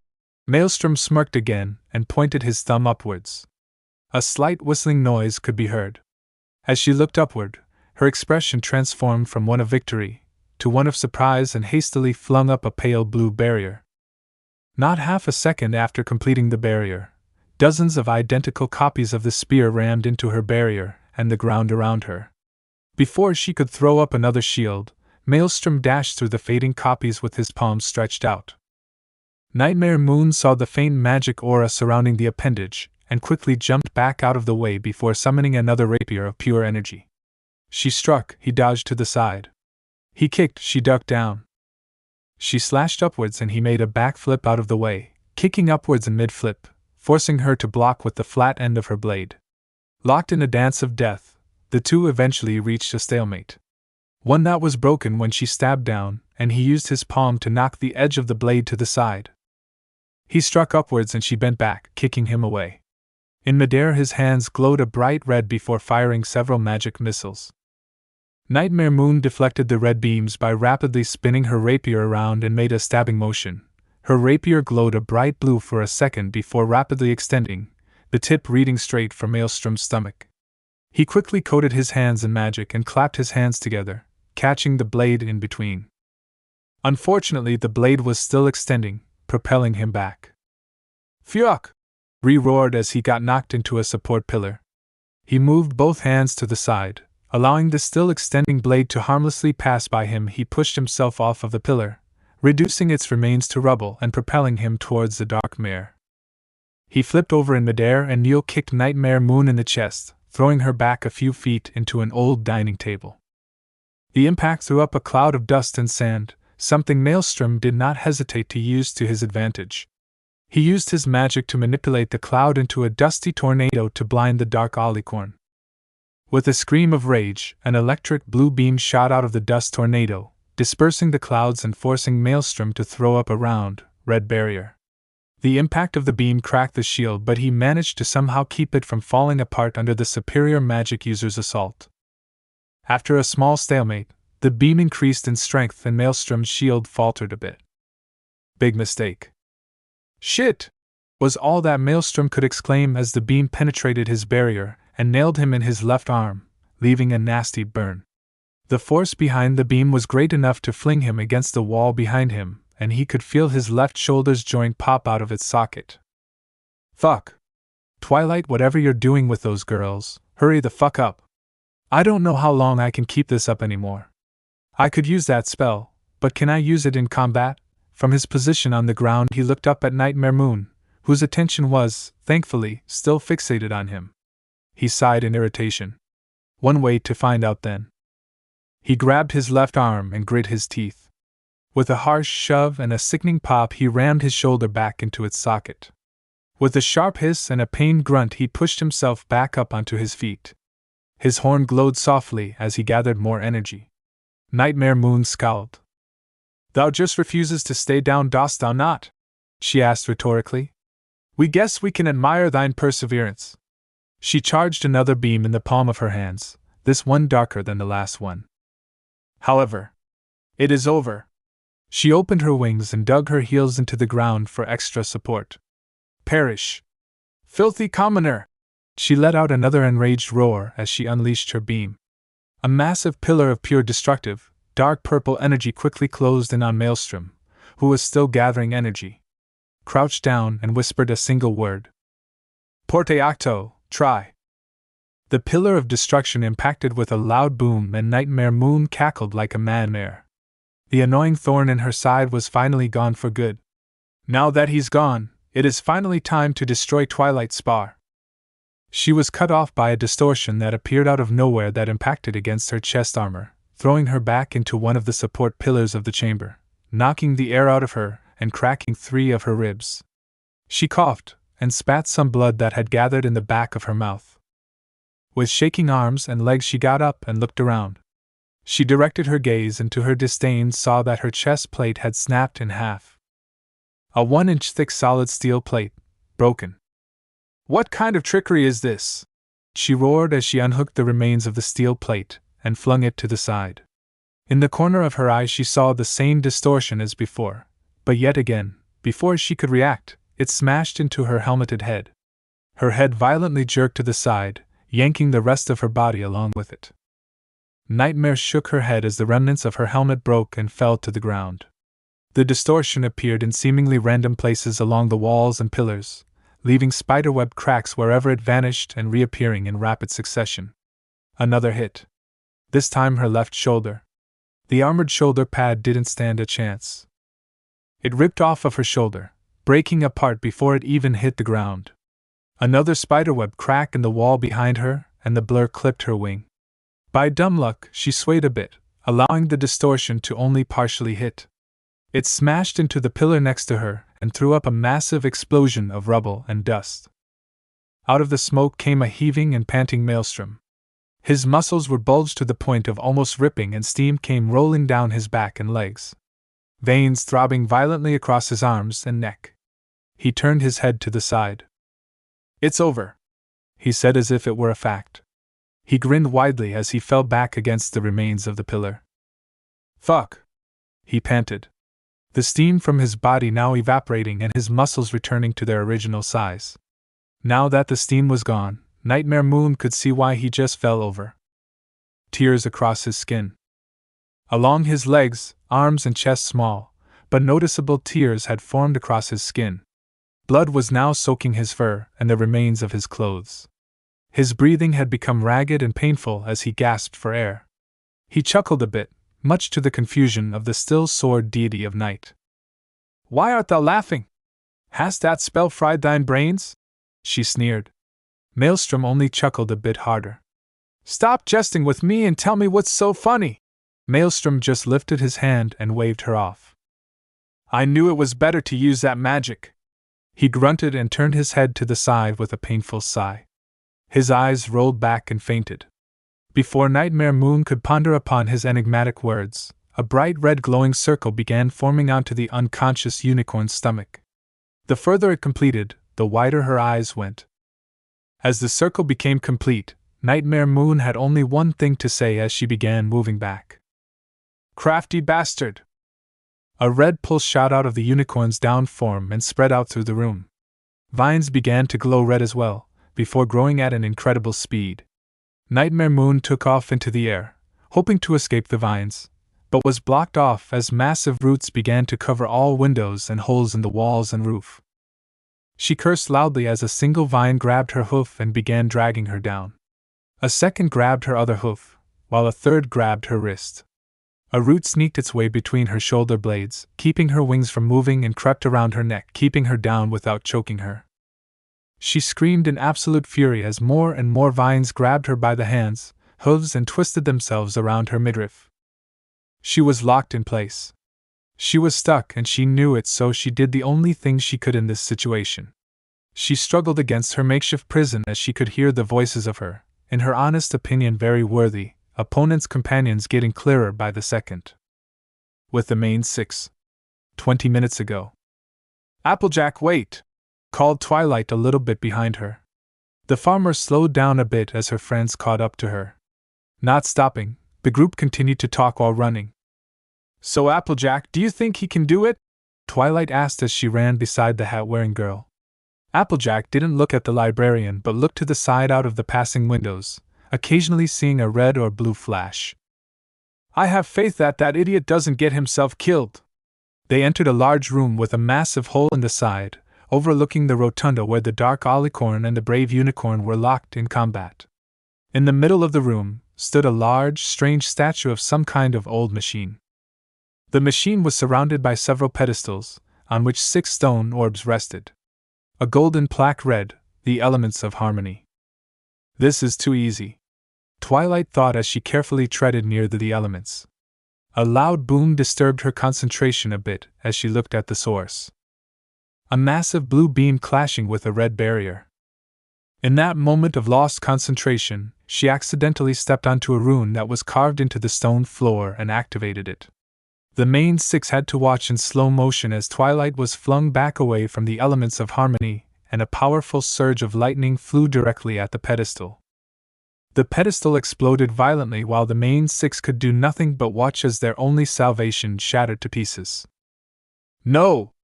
Twilight shrieked distraught. The elements, the only thing that could defeat Nightmare Moon, save Maelstrom and Princess Celestia, and free Equestria, shattered. A series of large explosions shook them from their stupor as they all looked outside towards the rotunda, where Nightmare Moon was being flung from one side of the room to the other by some kind of distortion. "Come on, Twilight!" Pinkie shouted. "Maelstrom needs our help!" Applejack called out to her. "Snap out of it!" Rainbow roared. "Get up!" Fluttershy said as she pulled the dazed Twilight to her feet. "We must stop her. Elements or no elements," Rarity said with finality. Twilight shook her head to get rid of the remaining cobwebs and seemed to realize something as her eyes widened. She quickly gathered her bearings and took one last look at the shards of the elements. The trip back was a silent one, occasionally interrupted by a muffled boom noise. Back in the main hall, the group could see that the barrier had faded, just as Maelstrom had promised them. Halfway down the hallway they could hear female grunts and curses, followed by the occasional scream and accompanied by the unmistakable creaking of wood. They entered the rotunda and gaped in awe as they took in just what was happening. Nightmare Moon was suspended on the ground by countless vines and roots holding her by the hooves, wrists, and neck. "Maelstrom!" came Applejack's distraught scream as she ran over to the crumbled pillar where her brother lied unconscious. "Mael! Please tell me you're all right! Please! Say something!" She carefully hugged the upper part of his torso while the rest watched sadly. "He put up a good fight," came the voice of Nightmare Moon. "He even managed to injure me and keep me suspended by these infernal plants," she ground out while tugging at her arms. She stopped as she glared at Twilight. "And? Did you get your precious little elements?" The dark mare smirked victoriously as she gazed upon the empty-handed group. "We did." "What?" came the gasps of the other girls and Nightmare Moon as they looked at Twilight as if she were insane. "We do have the elements," she began. "Your trap might have destroyed the physical elements, but their spirits are still here. With us." She turned her head to the other girls and smiled. "Applejack, whose words reassured me when I was in danger, represents the element of honesty." A beam of orange light shot through the roots and struck Applejack, giving her a bright glow. The glow subsided and around her neck hung a necklace in the shape of her cutie mark. "Fluttershy, who calmed down an angry manticore with her kind words, represents the element of kindness." From the same roots, a pink light hit Fluttershy, startling her. Like with Applejack, a necklace appeared around her neck in the shape of a pink, crystal butterfly. "Pinkie Pie, who laughed in the face of danger, represents the spirit of laughter." A blue light dropped through a crack in the ceiling, making her giggle a bit. A blue, balloon-shaped necklace wrapped around her neck. "Rarity, who calmed a sorrowful serpent with a meaningful gift, represents the element of generosity." A purple glow fell through a window, hitting Rarity and making her glow as well. Her necklace took the shape of a purple diamond. "And Rainbow Dash, who refused to let her friends down, represents the spirit of loyalty." A red thunderbolt struck through the roof and wrapped around RD, making her glow bright red. After it went away, a red, lightning-shaped necklace hung around her neck. Nightmare Moon laughed as she watched the spectacle. "Fools! You may have the first 5 elements, but you're missing number 6. Twilight grinned in a Maelstrom-like fashion. "But we have found it. I found it when you destroyed the elements with your trap. I almost felt like giving up back there and then, but the others convinced me to get up and move forward. Thanks to their friendship, I felt a spark. One that I have not felt since I was a child. On that moment, I knew what the sixth element was. A white light bashed its way through the vines and roots covering the roof, hitting Twilight and lighting up the whole room. Due to the intensity of the light, Maelstrom got drawn back to the world of consciousness. Half opening one eye, he could vaguely make out the shapes of his friends in the light.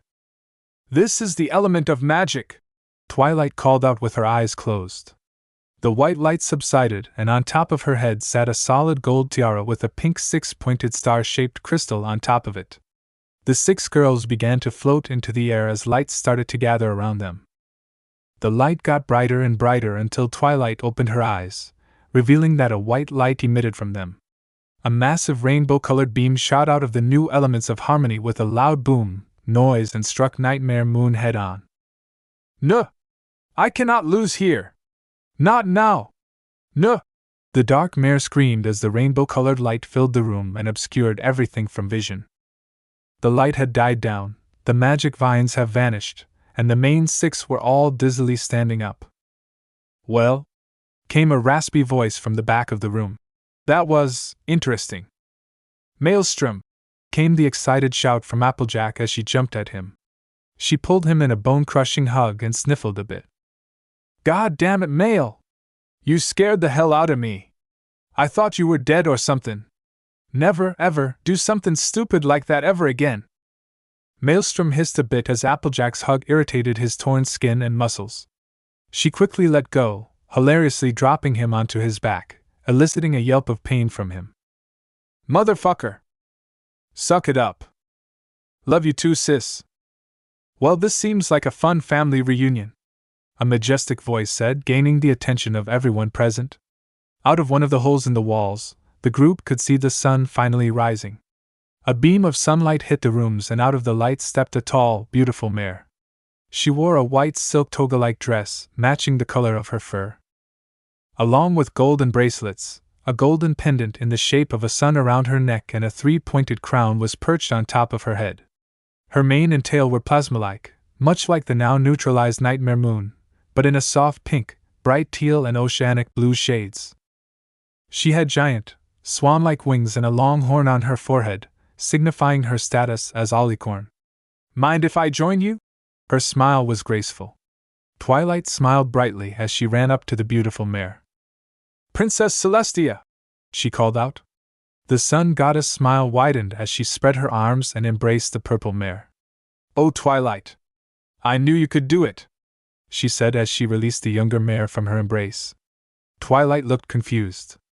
"But you told me that Nightmare Moon's return was just an old mare's tale."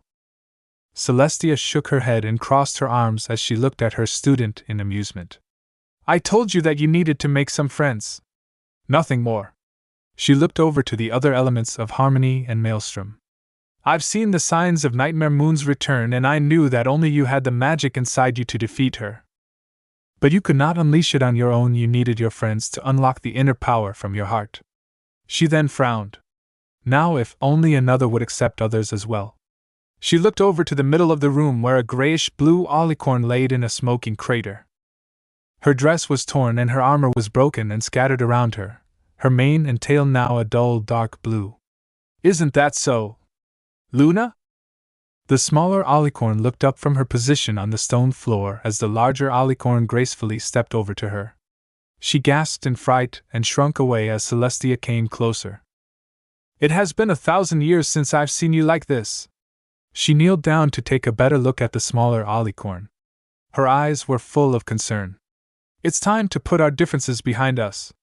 She stuck out her hand, which Luna carefully accepted. "We were meant to rule together, my sister," she said with a sad smile, eliciting a shocked "sister?" from the group. Luna looked conflicted as she bowed her head deeply. A small drip could be heard as a stray tear found its way down the small alicorn's cheek and onto the ground. Luna jumped up and wrapped her arms around Celestia's neck as she cried. "I'm so sorry, sister. I've missed you so much." Celestia wrapped her arms around her younger sibling's shoulders and rested her chin on top of Luna's head and let out a few tears of joy. "I've missed you too." During the tearful reunion of the two estranged sisters, Applejack subconsciously hugged Maelstrom. "Tighter, tighter, tighter. Maelstrom! Ardy yelled when she saw the gray-furred stallion slowly turn an awkward shade of blue. Applejack looked down and with a surprised gasp let him go. Again. Dropping him, yet again, on his back. Motherfucker! It was about 2 hours later that they exited the Everfree forest. Maelstrom, now with bandages wrapped around his torso, upper arms and both calves limping while leaning on the shoulder of Applejack, while Twilight was busy catching up to Celestia. Luna walked a little bit behind the group, unsure of what to do or say. Pinkie cheered as they entered the small town. Mare came running as soon as she saw that the princess was safe and sound. The two Mares exchanged a couple of words, occasionally looking over to the elements and Luna. Eventually the mayor nodded and ran off. The group followed slowly, as not to aggravate Maelstrom's torn muscles even more. They arrived on Ponyville's Central Plaza and were delighted to see that the mayor was ordering ponies around to set up the tables, food, drinks and musical equipment outside. Applejack set Maelstrom down on a chair next to the table holding a portion of the confections and went to go get Nurse Redheart.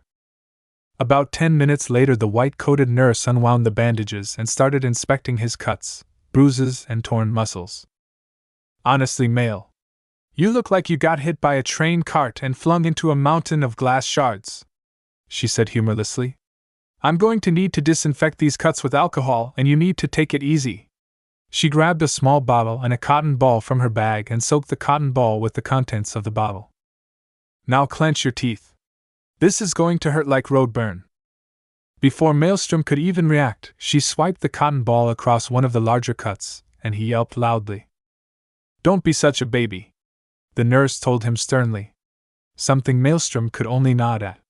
For 5 minutes straight, Nurse Redheart swiped several alcohol-soaked cotton balls across his cuts, occasionally hissing a bit at the size of some of them.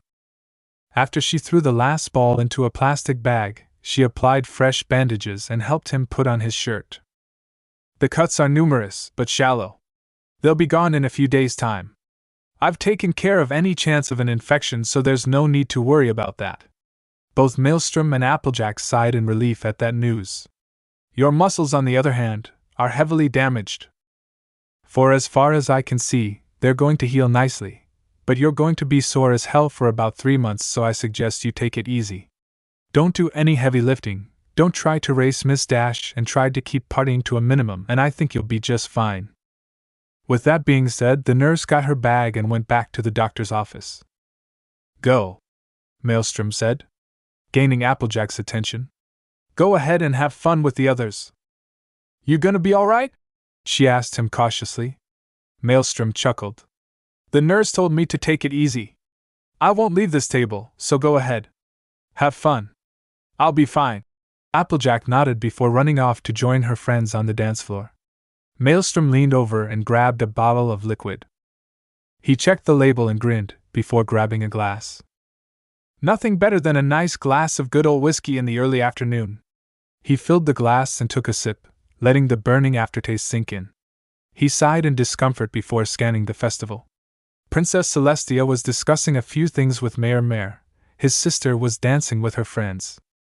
His sweat dropped a bit when he saw Twilight's attempt to dance, and he had to suppress a laugh when Spike turned red in embarrassment. Then he saw her. Luna stood by herself by one of the other tables. A cup filled with purple punch in her hands and a forlorn look on her face. He grunted as he waved her over. Apparently she didn't expect that, since she jumped a little when she saw him looking straight at her. Cautiously she walked over to him, her eyes shining with regret. He just patted the chair next to him as a sign to take a seat. She sat down and took a small sip of her punch. Everyone's got to carry their own burdens, Luna, Maelstrom began, making her jump a little at his serious tone. There's no escaping that, but the severity of the burden depends on yourself. In the end, the most important thing is.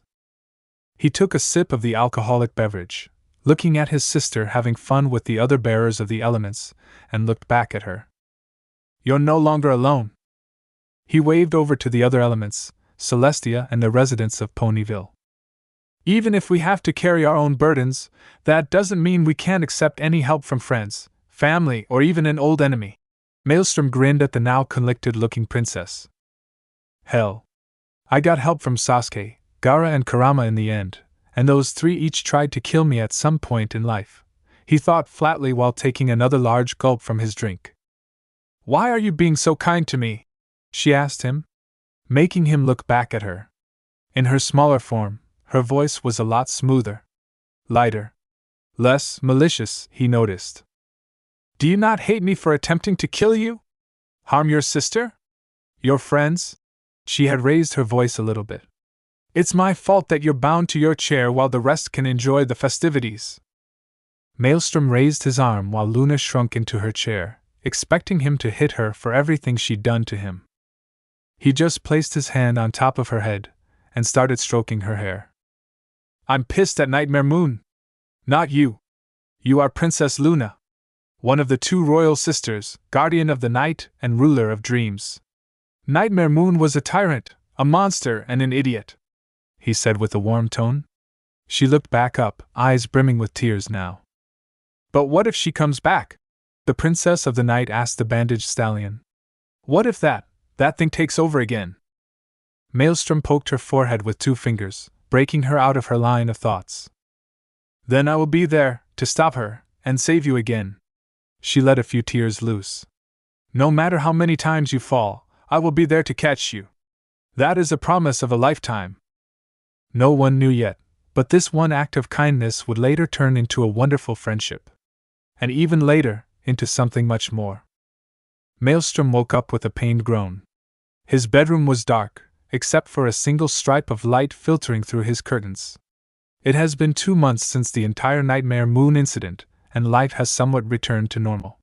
He groaned tiredly as he pushed himself up from his bed and put his pants on. He stretched to soothe his stiff muscles a bit before sighing. His skin had repaired itself in the meantime and his muscles were completely done healing, but he knew that he was still going to be sore when he woke up for a while.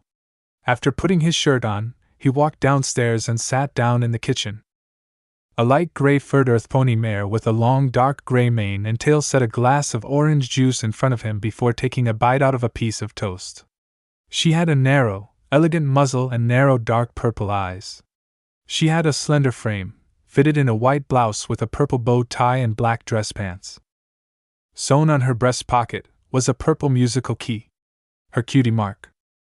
Thanks, Tavi, he mumbled as he rubbed the sleep from his eyes. The mare raised an eyebrow and huffed. There's a daffodil salad sandwich in the fridge. My shift at the store's about to start, so if you could wake Vinyl up I'd be really grateful, she said while putting her own plate in the sink. Mael nodded as he put his empty glass down. You're the best. Your shift ends at 2 today, right? The mare nodded before putting her black jacket on. Are you going to be in your workshop all day? He nodded slowly. Good. Then I'll have Vinyl bring you lunch at noon. He pulled his sandwich out of the fridge when he heard the front door open and close. He took a bite and went back upstairs with his sandwich and a glass of orange juice to one of the 2 smaller bedrooms. He opened the door to reveal a huge mess. Empty cans of beer and energy drinks were strewn across the floor along with all kinds of clothes, shoes, and music records. He sighed deeply as he witnessed the mess that his childhood friend made of his house. A snort broke his train of thoughts. He blinked twice as he saw his housemate Vinyl Scratch, or better known as DJ Pon 3, asleep, naked, on top of her blankets. Vinyl was a white-furred unicorn mare whose mane and tail were cobalt with brilliant cyan streaks. She lied on her stomach, showing her exposed back and butt, which showed her cutie mark, consisting 2 black bridge 8th notes on both sides of her wide hips. She snored loudly into her pillow, hiding her face from the world. Maelstrom smirked amusedly as he took another bite out of his sandwich. His horn glowed and an aura appeared around the blankets underneath her. One side of the blankets lifted quickly, rolling her over the edge of her bed, and with a yelp she hit the wooden floor. Motherfucker! She groaned from her position between the empty cans and discarded bras, her ass comically sticking up. Maelstrom snickered as he listened to the long string of curses coming from the owner of said ass. Love you too, Vinyl. Now get up and get dressed. The mare got up, showing her face. She had a short, thin muzzle and deep, almost mesmerizing, violet eyes. Why? She asked a little too innocently. Too embarrassed to look at this hot young body of mine, she purred playfully as she pressed her breasts together, making them look slightly bigger. With those tiny tits? Hardly. He deadpanned before taking another bite and throwing a white tank top at her. She caught it with a pout on her face and put it on. I'm a late bloomer, you know, she said while pulling her shorts up. Maelstrom snorted. Vinyl, you're 24. The only way your breasts could grow would be if you'd get pregnant. He drawled before taking a sip from his orange juice. Well then, Vinyl said, now sporting a grin. She quickly pulled her top up, showcasing her entire front side. Wanna help me make a baby then? She purred as Maelstrom made an actual spit take. He glared at her while wiping the juice off of his shirt as she put her shirt down and laughed. Octavia would rip my dick off if I tried, so I'll pass. Mael deadpanned. Also, your shift starts at 2. Vinyl gave him a thumbs up as she opened her curtains and bathed the room in sunlight. Sure thing, boss man. What about you? I'll be working at the workshop today. I've got a guitar and a violin to finish this week. A new shipment of Sapphire Shore's new record is scheduled to arrive around noon, and Lyra wants to discuss some plans for her new lyre this afternoon, so today's going to be a bit busy. Vinyl opened a can of energy drink, taking a loud sip, and looked at him with some concern. You going to be okay? I mean, with your muscles and all. Mael shrugged. I'm done healing, so I shouldn't feel any pain during work. He finished with a slight chuckle. Vinyl shook her head and shooed him out. Maelstrom grabbed his jacket and left for his workshop. The Velvet Note was a small, but very popular music shop in Ponyville. It had a wide selection of music, ranging from classical music to techno and rock, and sold custom-made instruments as well. Behind the cash register sat Octavia, rapidly ringing up the amount of bits for each sale. Inside the shop, a few ponies were searching the shelves for that one record they wanted, that one amp they needed, or that one instrument that just felt right. Some of them having friendly conversations with each other, and some standing in the corner with headphones, listening to records. In the back room of the Velvet Note was a workshop. One that Maelstrom built by himself, where he tunes, repairs, and even makes his own instruments. The walls were lined with odd instruments that he collected from all over the world. Bongos from Madagascar, a pair of Lamian maracas, several biwas from Nepal, saddle Arabian lutes, a Griffonian bagpipe, and even an old flugelhorn from before the Crystal Empire vanished in thin air. In the back of the workshop was a massive closet filled with all kinds of drawers. Inside those drawers were strings, screws, and other small parts necessary to make all kinds of instruments. On the floor beside the closet lied all kinds of wood and metal in all kinds of shapes and sizes. On the other side of the workshop sat Maelstrom behind a wide wooden desk. He was busy with an electrical saw to cut out the ornaments meant for his newest guitar. It was a nice little project that didn't really require much muscle power, so for now he could handle that much. He peered through a magnifying glass as he grabbed a tiny file and started smoothing the tiny details out. After the last stroke, he leaned back and admired his work with a proud smile. The ornament consisted of 2 minotaurs locking horns in a sea of fire. Not his idea, the client wanted it that way. Finally.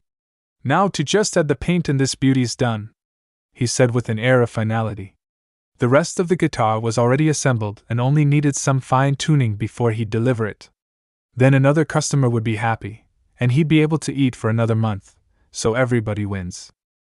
Just as he was about to grab a tube of red paint, the door to the store opened up and Vinyl peeked her head in. Yo, Mael! There's someone in the front who needs to see you.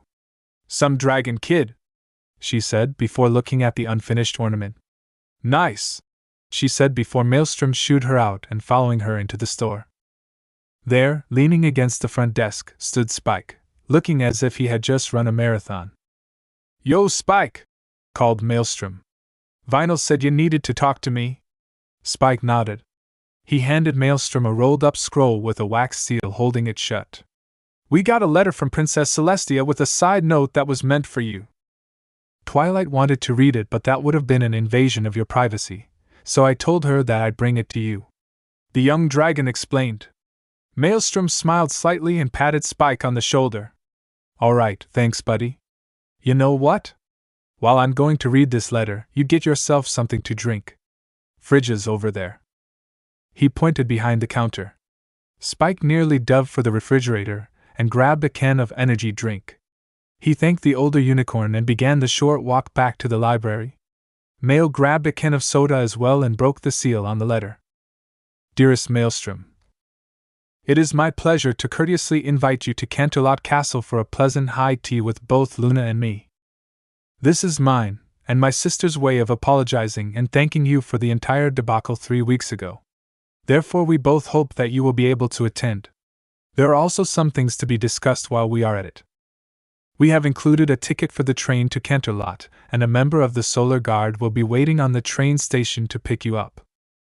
After that, you will be spending the night at the castle and you will be served as royalty, before taking the afternoon train back to Ponyville.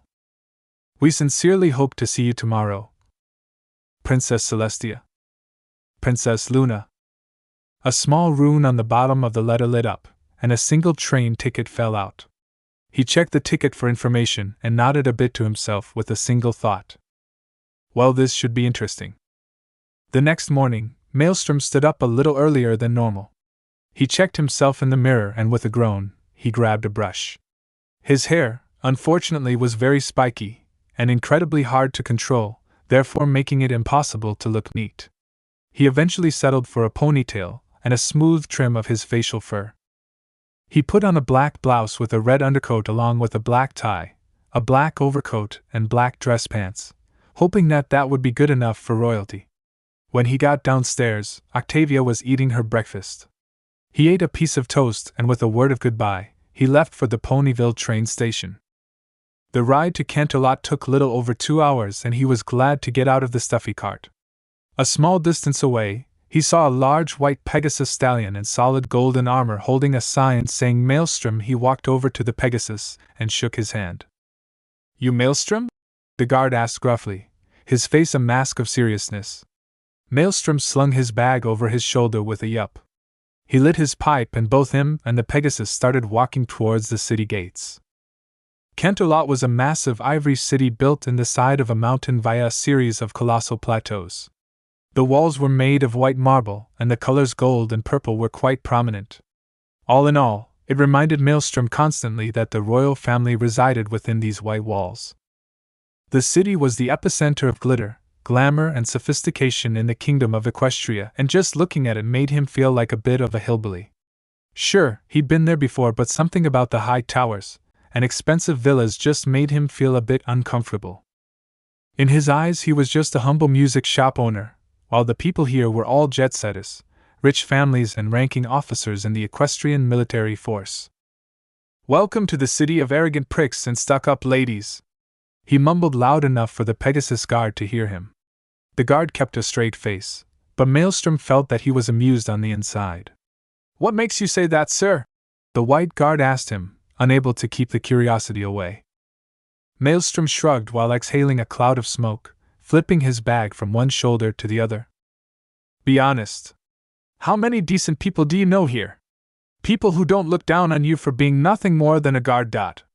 The Pegasus thought about it for a little while. He looked around, seeing a lot of snobbish rich people walking around with their muzzles held high. He sighed a bit, sagging his shoulders. You've got a point there. Besides Captain Shining Armor, the royal sisters, and some artists, most people treat others like the dirt under their hooves. Maelstrom patted him on the back, puffing out another cloud. That's what I mean. I mean, not all of them are bad, but some of them could do without the 10-foot poles up their asses. At that, the guard actually dropped his emotionless mask and chuckled a bit at the idea. After a 10-minute walk through a long shopping boulevard, they arrived at the massive golden gates of Canterlot Castle. Mael whistled lowly at the sight of said gates as they swung open and a trumpet could be heard across the courtyard. Sir Maelstrom of Ponyville has arrived, a voice shouted. The Pegasus appointed Maelstrom's bag to a butler who took it to his chambers and motioned the gray unicorn to follow him inside. The inside of the castle was elegant, yet eccentric. A couple of massive purple rugs covered the white marble floor of the hallways, while plants, tapestries, and paintings lined the walls. The windows were filled with stained glass, depicting festivals, battles, and other historically important points in history. The two stopped in front of a pair of large oak doors, which swung open with a loud creaking sound. The throne room was absolutely colossal. A red carpet ran from the door to the throne, which was almost a piece of art by itself. The windows ran from the ground to the ceiling and, like the rest of the castle, were made of stained glass, bathing the room in a myriad of vibrant colors. The ceilings were very high, and decorated with several chandeliers made of the highest quality crystal. Celestia sat on top of the throne, mane flowing in the non-existent wind. She wore a pure white dress and the usual crown was perched on top of her head. Luna sat on a smaller throne next to her elder sister, looking slightly different than the last time he saw her. Her fur had become a little bit darker, and her mane and tail a bit longer. Much like her evil counterpart, her mane and tail had gained a more plasma-like state, making her mane look like a starlit night. Her eyes had also turned a little bit darker and more pronounced. She wore a simple black sleeveless dress with a cobalt blue sash around her waist, accentuating her curves. All in all, she looked a lot better since they talked 3 weeks ago. The two sisters wore a welcoming smile as they watched their esteemed guest enter the throne room. "Welcome to Canterlot, Sir Maelstrom," Celestia began as she and Luna both stood up. Maelstrom quickly kneeled when the two alicorns approached him. "Miladies, it's an honor to be invited by you," he said with bowed head. Both princesses shook their heads in amusement as Luna pulled him up. "Stand, Maelstrom. Today you are here as our guest, not as our subject, so kneeling is not needed," Celestia said with a hint of amusement in her voice. "Very well," he said, immediately bouncing back to his normal attitude. "How are you doing?" he asked, losing all sense of formality, making Luna smile and taking Celestia by surprise a bit. The present members of the Solar Guard bristled and quickly drew their weapons. Maelstrom quickly swiped his hand out, said hand coated in a faint red aura. Celestia halted every last member with a single hand motion. The guards lowered their swords and stepped back into their original positions. "I'm sorry, Maelstrom," Celestia said with a hint of mirth. "They are awfully protective of us, and they do not like it when someone talks to us in such an informal way," she said with a small bow. "Nonsense," Maelstrom responded curtly. "They were just doing their jobs. If they are as well trained in combat as they are vigilant, then I can understand why Equestria has been so peaceful for over 1,000 years." He commended the royal guard. The members within earshot immediately puffed their chests out in pride and Luna laughed. "Besides," he continued with a friendly smile on his face, "those blades wouldn't be able to reach me anyway." He snapped his finger, and with a series of loud clang, as the blades were shattered as if struck by a powerful hammer blow. The pieces fell to the floor and each guard just stared at their broken hilts in disbelief. "So," he began chipper, as if nothing happened. "You mentioned something about tea." Both Celestia and Luna chuckled as they got up from their thrones and told him to follow them. He followed the two princesses onto a large marble balcony overlooking the entirety of Canterlot. In the middle of the balcony stood a modest round table surrounded by 3 elegant chairs. On top of the table stood a plate filled with an assortment of confections, and next to the plate stood an elegantly crafted porcelain teapot. He sat down along with the two ladies and waited for a servant to pour him a cup of steaming hot tea. The two sisters engaged in a friendly talk with the young stallion about everything that had happened in the months since they had last met.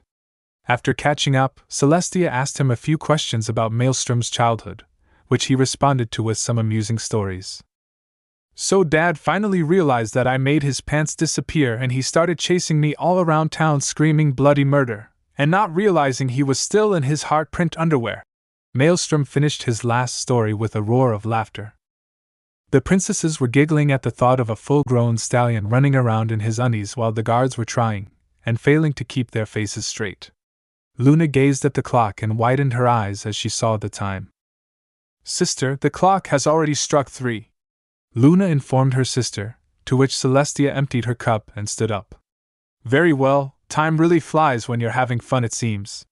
She turned to Mael and bowed her head slightly. "Excuse me, Maelstrom, but it seems I need to get back to my duties." "Luna, would you like to keep our esteemed guest company until it's time to raise the moon?" Luna answered with a happy yes and beckoned Maelstrom to follow her. He stood up, bowed to the goddess of the sun, and followed Luna inside. 2 guards immediately wanted to follow the pair but were held back by a smiling Celestia. I think my sister and Sir Maelstrom can handle themselves quite well if something happens.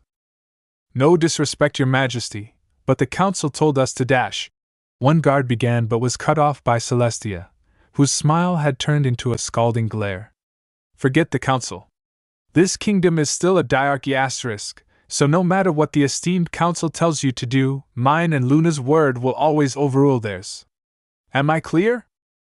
She said sharply, causing the guard in question to shrink back into his armor and realize just why the princess had been in control for over 1,000 years. The mare was fucking terrifying when she was angered. See crystal clear, your highness. The guard squeaked out as he quickly shot back to his original post as the princess retreated back into her office. Celestia shook her head in exasperation and glared at a portrait of a beautiful, white-coated, red-maned alicorn mare holding a large golden Zweihander in one hand and a silver cross-shaped tower shield in the other. Why did you insist on keeping those bumbling idiots as High Council, mother? She sat down in a comfortable chair behind a massive mahogany desk filled with small, organized stacks of paper. On the back wall, underneath the portrait of the former queen, hung a massive, elegantly crafted polearm. Its staff was made from 7 feet long ebony wood with a blade made of ruby-encrusted, heat-treated titanium, giving the blade a bluish color. On the bottom of the staff hung a small golden pendant in the shape of the sun. Celestia sighed again and grabbed both a quill and a piece of paper from a moderately large stack of documents. Let's see. Request to have Princess Mia More Cadenza be betrothed to the Duke of Philadelphia, Prince Blueblood.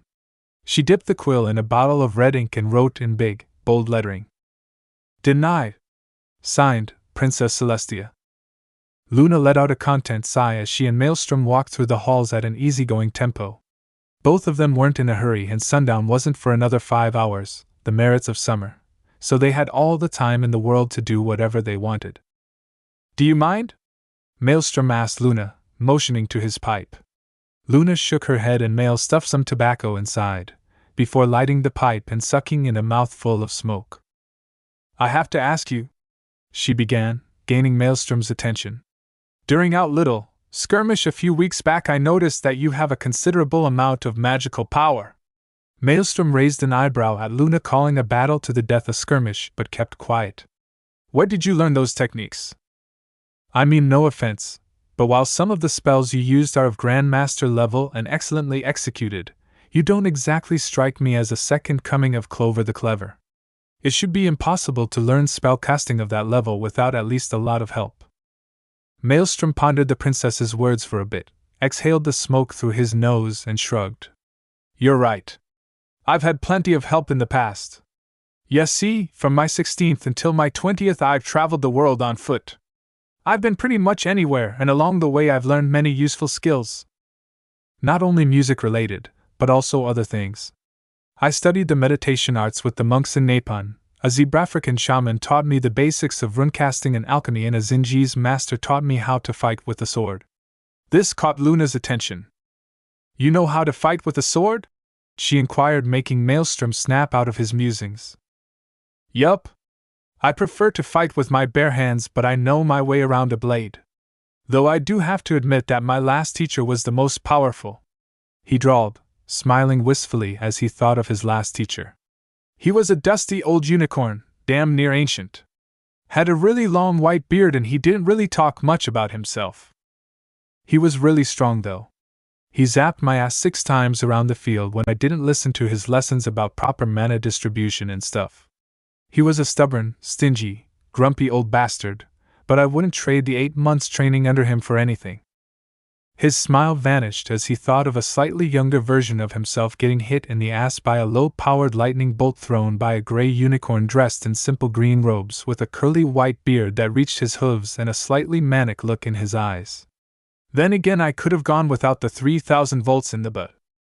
He grumbled as he unconsciously rubbed a phantom burn on his left ass cheek. This made Luna giggle even harder, and even 1 or 2 guards were having difficulty keeping a straight face. Yeah, laugh it off, why don't ya? He grumbled before exhaling another cloud and playfully nudging the dark blue alicorn in the side. The two left the castle's main building and entered a massive courtyard. It was a fairly simple piece of grassland with a few massive ivory walls surrounding it, and a watchtower on every corner.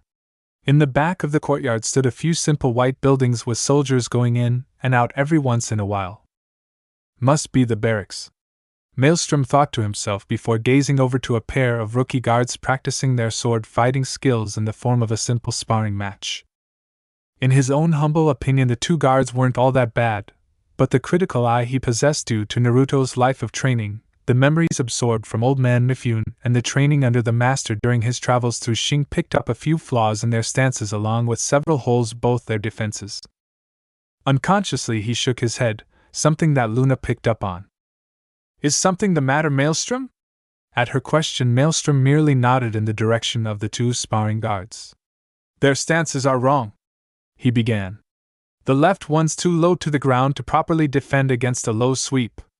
Not only that, but he has his sword held a bit too high. If the other guy gives one fast swing to his leg, he will fall to the ground and the match will be over. Before Luna could ponder his words, a cry of surprise rang out across the courtyard, and Luna looked up to see that Maelstrom's prediction had come true. The left guard laid on his back with the right soldier standing over him, practice blade aimed at his partner's throat.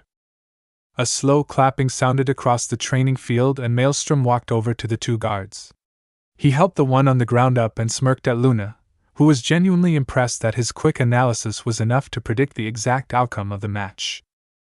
Impressive. I see you talk the talk, but can you walk the walk? Luna teased him, causing Mael to stiffen. He turned to her with a funny look on his face.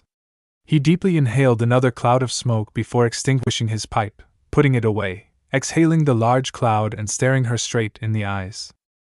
Lady, are you saying I can't put my money where my mouth is? He asked her. Luna motioned the guards to hand over their wooden training swords, and handed one to the gray unicorn. So what if I am? She teased. Maelstrom chuckled and stepped into the ring. Very well, princess, what are the rules? Luna thought for a bit, and took position on the other side of the ring. No magic except for physical enhancement magic. This means no levitation, no teleportation, and no magic missile.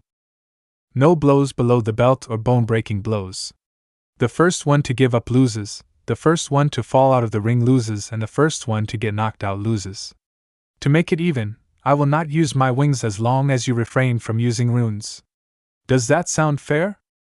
Mael nodded eagerly before taking Lei out of the ring in. It was a simple piece of flat land. The ground was hard enough to move around without trouble, and yet soft enough to slightly cushion a fall. Here and there a small patch of grass stubbornly grew. The edge of the ring was marked with a red painted line. Simple, but not too simple. Their banter attracted a small crowd of off-duty guards who now casually stood and sat a safe distance away from the ring. An elder Pegasus stallion in a large red-colored armor than the rest stepped forward and raised a nasty-looking, gold-plated war axe. Music, la distancia para un duelo. The rules have been set. Are both participants ready? He called out in an authoritative voice. When both he and Luna nodded, the stallion made a chopping motion with his war axe and quickly stepped back. Both fighters exploded into action. Maelstrom, horn glowing red, channeled his aura through his body, doubling its average speed and strength. He sprang forward, wooden sword by his side, preparing to stab. Luna laid her hand on her sheathed sword, sprang forward as well. Mael stabbed forward. His sword was parried by Luna's sword in a fluid motion. She swung in a wide yet precise arc at his midsection. Something he evaded by digging his hoof slightly into the ground and jumping back a bit. As soon as he landed, Luna flew at him, sword raised over her head. Mael raised his own blade, and with a loud clack the two made contact. Both participants struggled for dominance, bringing their bodies close while wearing wide smirks. Maelstrom noticed that, even without Nightmare Moon's powers, Luna's physical strength was still a lot greater than his own. Acting upon that realization, he purposefully gave in. Luna suddenly lurched forward due to lack of resistance, and before she could correct herself, Maelstrom had already ducked underneath her. He swung his sword upwards, tapping her right arm and raking the tip from her right side to her left shoulder. In retaliation, Luna gave him a kick to his inner leg, making him lose balance as well. The two both fell, Maelstrom on the bottom, and Luna on top. The alicorn firmly planted her knees on his shoulder, and pointed the tip of her sword at his throat. He smirked and whipped his legs around her throat, before tensing up and flipping her off of him. She flipped in the air and landed on her feet the same time as he did. Not wasting any time or movement, the fighters both flew forward again to continue their dance of savagery. One stepped forward, the other back. One struck and the other blocked before countering and getting blocked. They spun circles around each other, her dress fluidly following her movements, and his tie whipping out as he struck.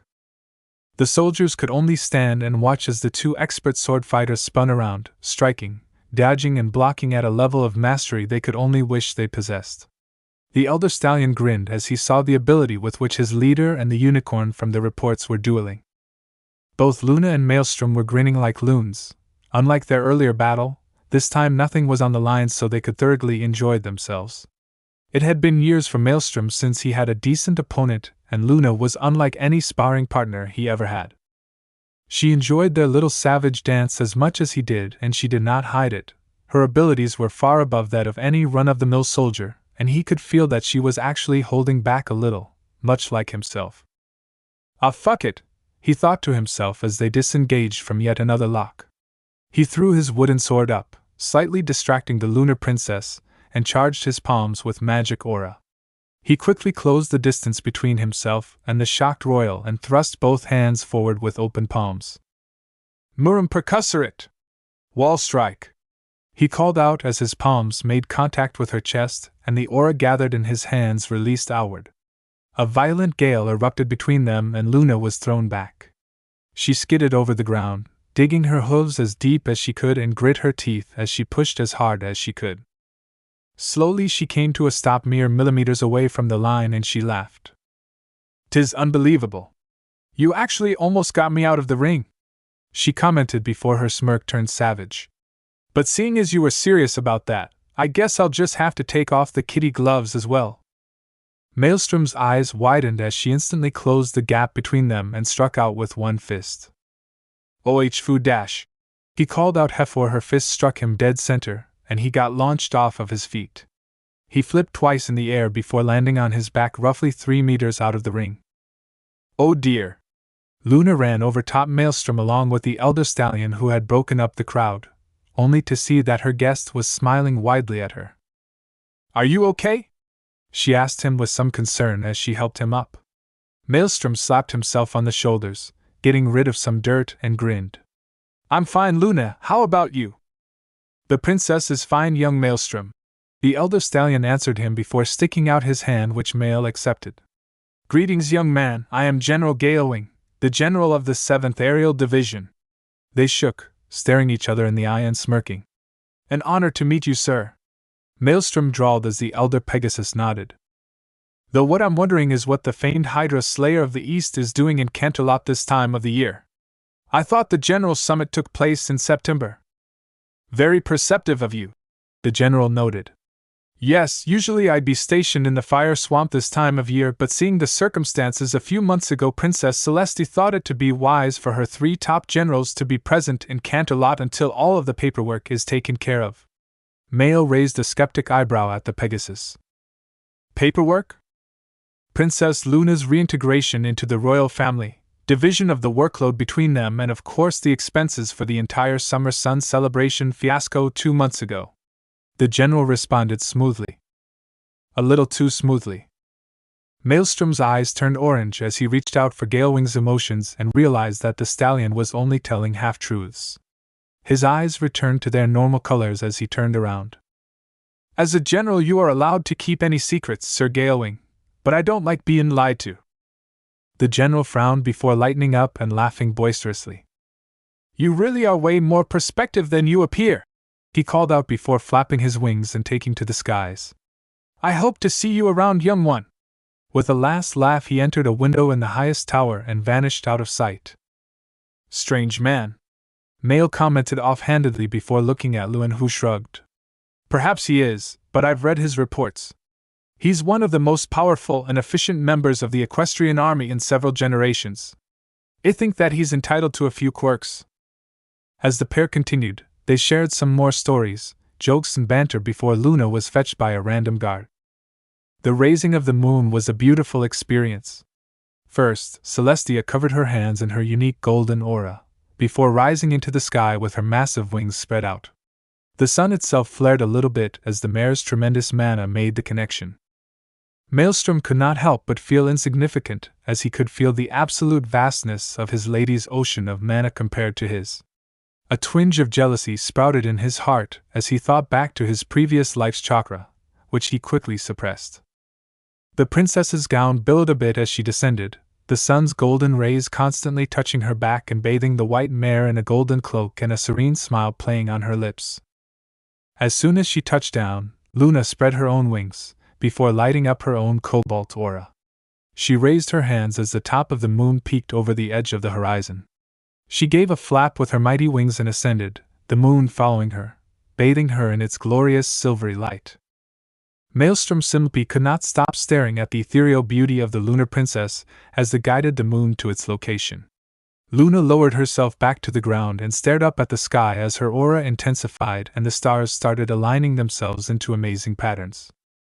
Swirls, animals, and even vague pictures appeared in the night sky as Luna expertly moved them around like a seasoned artist. She reopened her eyes and smiled at the small crowd she had attracted, before noticing Maelstrom staring upwards with open mouth. "You're going to catch power sprites like that, you know?" she asked the unicorn teasingly before Mael quickly snapped his mouth shut. Sorry. It's just... wow. It's beautiful," he said breathlessly as he motioned for the panorama above their heads, to which Luna grinned proudly. "Yes. Sister did a fine job at keeping the night intact, but she lacked the finesse needed to form full pictures in the sky," she joked half-heartedly as Celestia sent her a playful glare. "Now then," Celestia began with an amused smirk. "How about dinner?" Dinner was a relatively quiet affair at Canterlot Castle. Surely only the most exquisite grains of corn, grass, and hay was being served, along with a very expensive wine and several cheeses, pies, and other lavish food. But dinner itself was rather quiet. The table was not as big as you would expect from the rulers of a country, but that just showed that they appreciated the simplicity and closeness of having a meal with your loved ones. After dinner, everyone except for Luna went to bed. Maelstrom was shown his room by one of the maids. It was a large white room with a bathroom attached to it, and a balcony that connected the two while overlooking Canterlot City.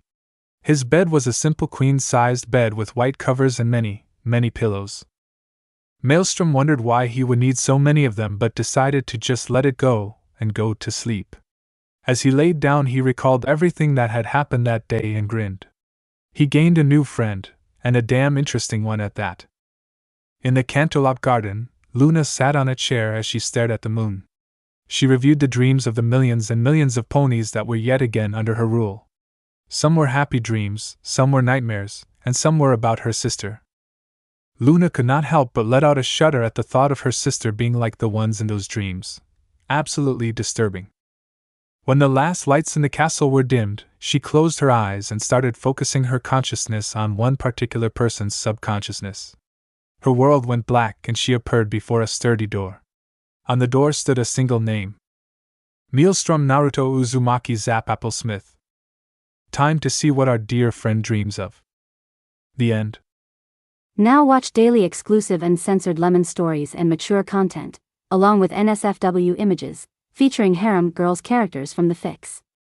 Access all this and more on my Patreon. Click the link in the description to explore.